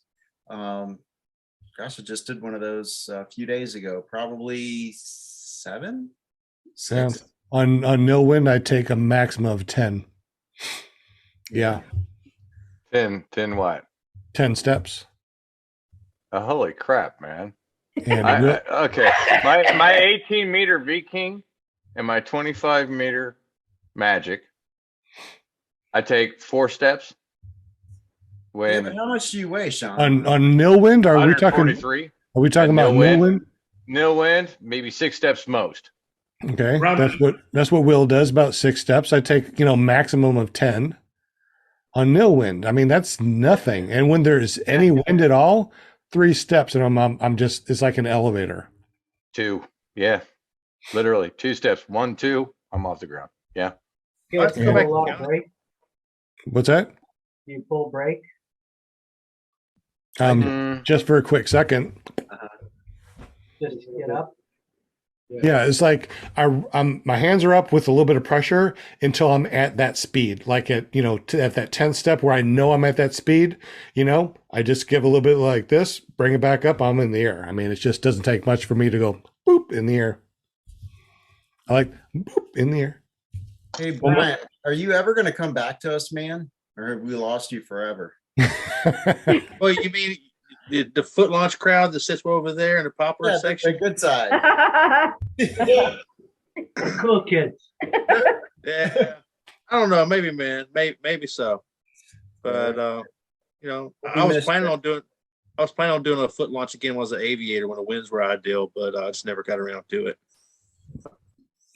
Yeah, no wind. I don't know, man. It's been a while, so no wind. I like my trike. Strong winds, I like to foot launch. So I guess you really haven't had a lot of heavy winds or strong winds, Brian, because with a trike, it's hard to launch when you have high winds, right? No, I've never launched with more than about a 7 or 8 mile an hour headwind with my trike doing a forward, obviously. I'm not one of those guys that have attempted to do a reverse on my trike and turn it around. I'm always flying in good conditions. Yeah. So no, I have not been in that situation yet, for sure. Okay. Real quick, Jim, since you're a newbie, kind of 6 months in, congratulations at your almost 100. How many steps does it take for you to get in the air? And as soon as you leave the ground, are you still running or are you getting in your seat? I don't know how many steps it takes for me to get in the air, but I know pretty much now where I can just sit in my seat. I do not run off the ground. Oftentimes I probably sit a little too early because I can easily foot drag now for a little while and go up into the air. Oh, so you have launched and done foot drag? Yeah. Oh, my goodness, you are really moving up in the world. It's not deliberate, but Hey, you did a foot drag? It's happening. You did a foot drag, Jim? Off a launch, yeah. On purpose? Not 100% on purpose. My throttle got caught between the brake got caught between my throttle and I was running so hard and I couldn't get it to go, and I thought, so I kind of put some more brake on and then I just hopped in the seat so I could get off and get going. It'll be mainly throttle management for that. Just letting you know. It's more about throttle management. And it's not like you're thinking where I give it a little bit and it goes, and I just kind of hover there. No, it's not. You're giving a little, letting a little off, giving a little, letting a little off. It's a constant play motion with that throttle to get it to push you just enough to keep you where you're going level, Well, yeah, I've done foot drags, but I mean, off of takeoff, it's a little different, right? Because your throttle, my throttle anyway, is not that accurate. Like if I let off my throttle, I can't control it that well. I have to use my brakes in order to maintain my altitude and my direction when I'm doing a foot drag. I have a trigger throttle, not a bicycle handle throttle. It's like a trigger, like a gun type of thing. And I've never used a bicycle handle type that you guys have. Do y'all use a bicycle handle or do you use the trigger like a gun? I use a bicycle, but my bicycle's a little decapitated because I don't like it being over the middle finger. I don't like that the way. Okay, that's a canvas throttle. Yeah, I don't care. I don't care for them being long like that because exactly what you said, Jim. getting it caught between that brake handle and the throttle and the handle itself. When that brake gets in between, it can cause a problem. It can get caught and stuck if you're pulling on the brake. It can get caught and stuck. Now you're full throttle. Not a good spot to be in. I've got mine trimmed down to where it's my pinky and my ring finger. Okay, that's what I go off of. I use my pinky and my ring finger. These two fingers here are what I use for my brakes. I use my brakes just like, you know, two fingers, you know. Yeah, I'm not doing the same thing because it's just it's happened to me more than once now, and it's really annoying. Like the last time I took off, I was actually running with the wind, and then it jammed again. And so I was just man, I had never run so fast in my life. I did a video one time on what does it feel like to try to launch with the wind. It was only like 1 or 2 miles an hour, right? I've never run so fast in my life with the wind. Like 1 mile an hour is just not much. Makes a big difference. Huge difference. And that's another thing too with like what you were talking about with your right and left hand throttles. You know, I use a right hand throttle. The reason why is because I have more control over what I'm doing with that throttle when I'm doing what I'm doing with it. These two little fingers here, I have pretty good timing and control with these two fingers on my dominant hand. That's why I prefer to use it, because that's a stronger hand. You know, Brian. You got like, come on, Brian. You know, yeah. We're talking about throttles. I fly with the Polini, and it was a 3-finger throttle. I cut it to a 2-finger throttle. Okay. 2 fingers and a brake. It's in my left hand, which is my dominant hand. I know I should be flying with a right-handed throttle, but you know, the Polini was definitely too long. The finger got stuck on it. I had problems with the brake toggle. You know, if you're a newbie, you got a lot of stuff going on in that throttle hand to start with, you know, that you're not used to. And then add a glove on top of that you're not used to, or something like that. You lose dexterity. But yeah, it's easy to get the brake toggle, you know, stuck in there like that. You're talking about, Jim. I can see that happening easy. Has anyone used a thumb throttle? Yeah, Sean flies a thumb throttle. Oh no, you don't. Sorry, I apologize. No. I've seen it, but I haven't used it. You're flying along, and you go for like a 2 or 3 hour flight. You come back, and then as you're coming in, because you haven't had your brakes in your hand the whole time, you grab your brakes, you bring them down, but then just as you're about to flare, you throw the brake away, trying to get off the throttle. That's a scary situation. Is that with a thumb throttle, you said, Jim? No, I wasn't. It was my 3 throttle, my Kangoo. So your bicycle brake type of thing, right? Yeah, but basically what I was doing, I went for a flight. It was only like my 30th or maybe 35th flight. Went for a flight, and it was like 3 hours long. Stowed the brakes. Just had this one brake.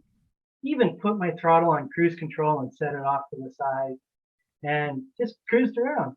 Well, then I came back, grabbed it. Oh, I see. And as you grabbed it, it went full throttle?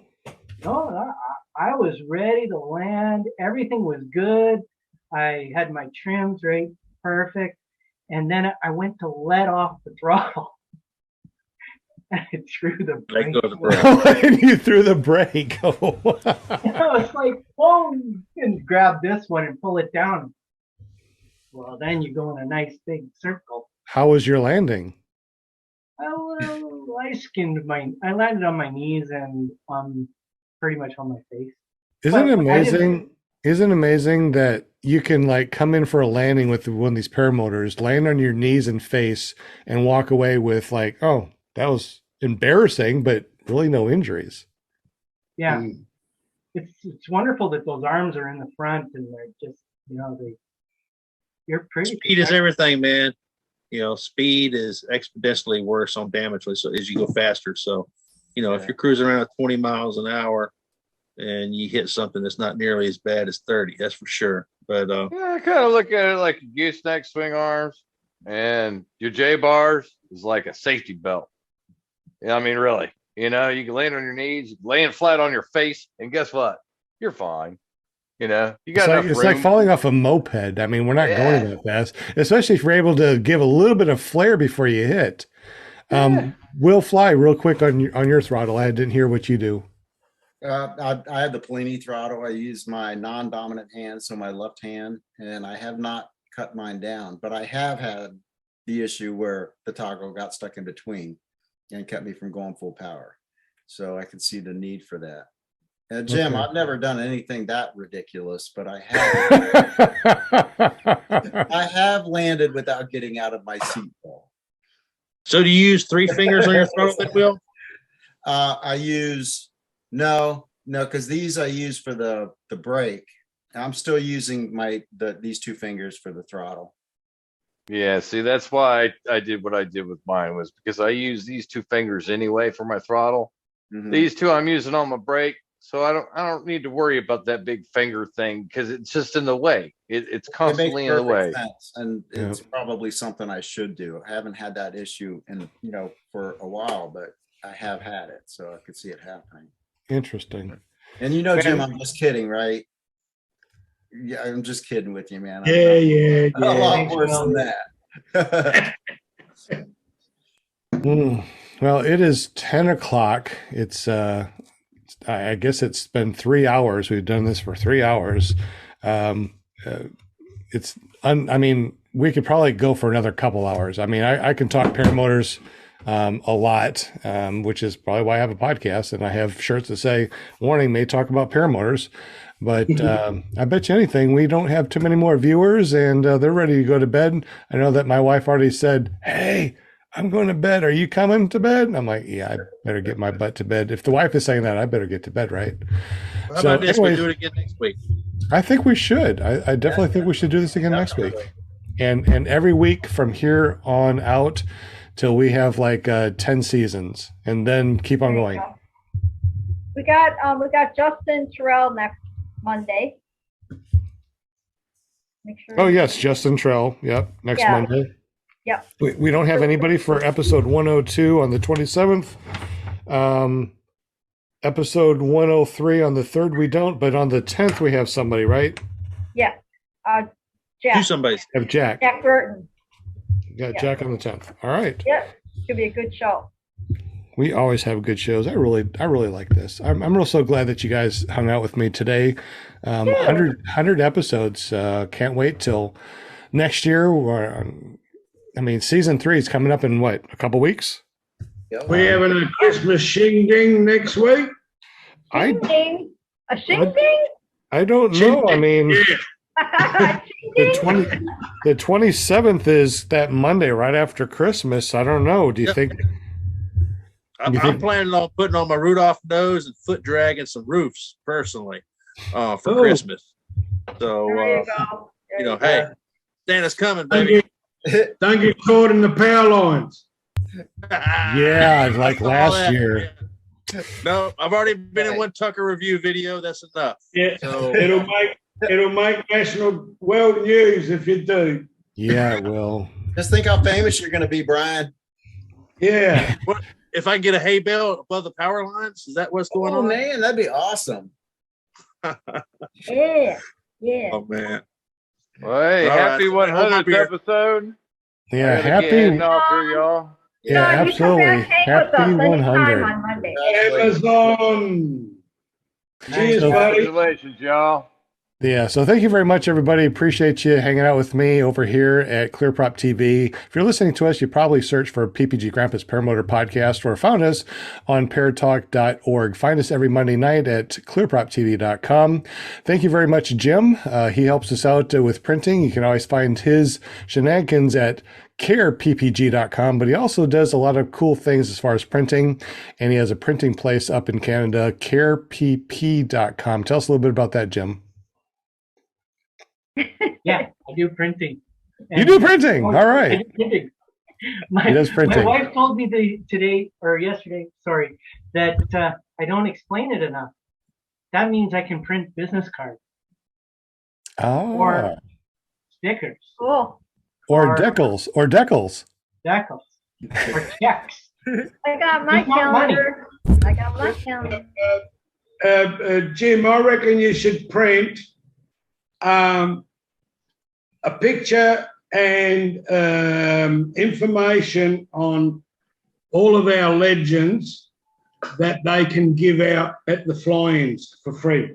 Well, temporary tattoos, maybe.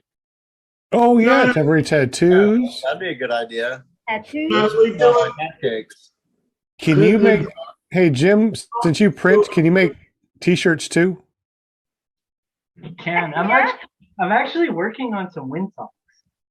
Oh, There you cool. There you Yeah. go. I knew it. I knew it. You can He's do making it. some. Jim. He's making some ClearPropTV wind socks. I love it. We do it. You guys do it in drag racing. All the drivers have their own personal photographs of their race cars. So a good picture of you in the air with your name, perhaps even signed, with a few details of the hours, blah, blah, blah, of what you've done on the back.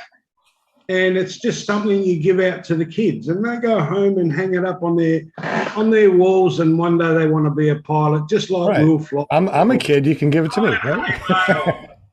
Sounds good. Send me your favorite picture and your bio, and I'll do it for you. There you go. Oh well. Yep. And so Jim, how does Walter from Down Under get up with you then? You can Okay. connect with me through the website on carepp.com or through my Canadians, Facebook page, Care Printing and Publishing, and I will help you out. Awesome. Thank you, Jim, so much. We appreciate you, buddy. We also got Will Fly from willflyppg.com. Tell us a little bit about what you do and your really cool YouTube site.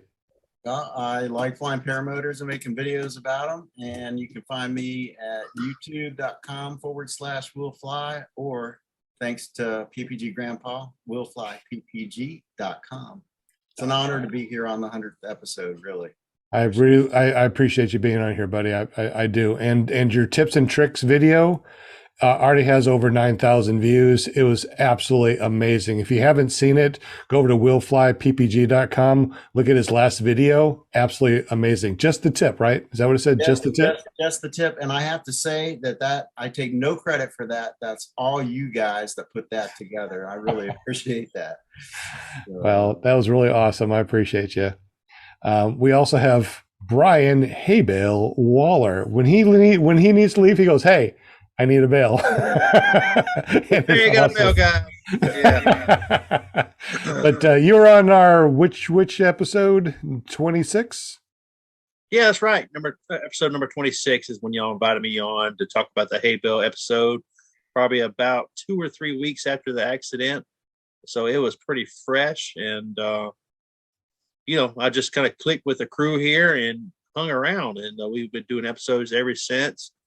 Just love flying paramotors, talking about paramotors, making videos about paramotors, and maybe one day teaching you how to fly paramotors is where I want to go. So, yeah, you can check out some videos I make, ppgbryant.com, take you to my YouTube page. And if you haven't seen all Will Fly's videos, don't even come to my page, because he makes some really good videos. No, I'm just kidding. Will makes incredibly good videos, and I will always look up to him and his skills. And yeah, that's that. Hey, Brian, shouldn't they go to your page first, then mine, then Will's? That way. Because once they go to Will's, that's it. They're not going anywhere else. Yeah. They'll just turn our channels off. There you go. Hey, one thing. I know Brian's got a video that's coming up that's do you want to say anything about it, Brian, or do you not want me to say anything about it? You can talk about it, man. It's okay. It's a story about guys getting together and their journey for training or through training. And it really kept my attention throughout. So he's got something good coming out there. You definitely want to check it out.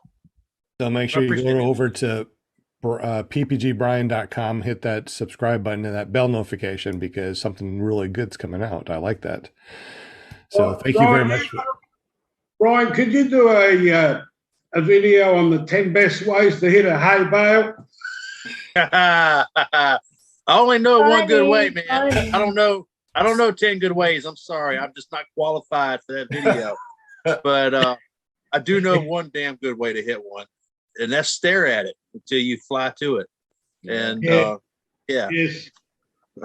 Yeah, your last video where it shows, if you want to go through the hay bales, look through the hay bales, not at a hay bale. That was really good too.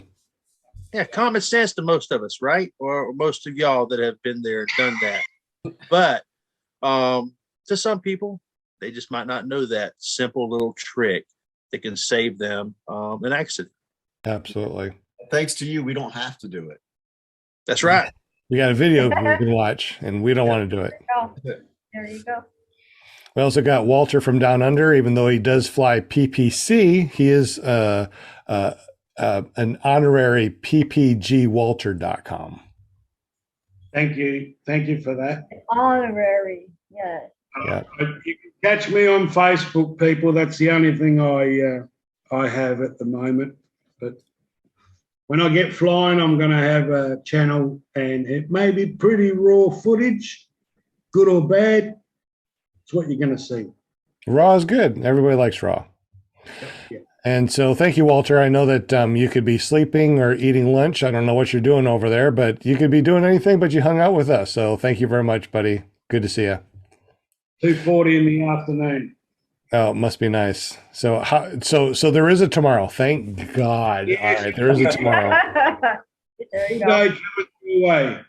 Good deal. We also got Linda Anderson. She's our PR girl, our cheerleader.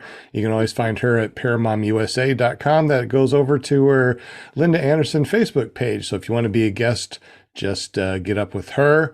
And something goes on Thursday nights. What goes on Thursday nights? Oh my gosh. I get so excited about Thursday. Paraglidingtalk.com with your host, Robert Michael. It's always a good time. Who's Robert Michaels to you? Who's Robert Michaels to you? He's my awesomest son. He's my your other son. awesomest son.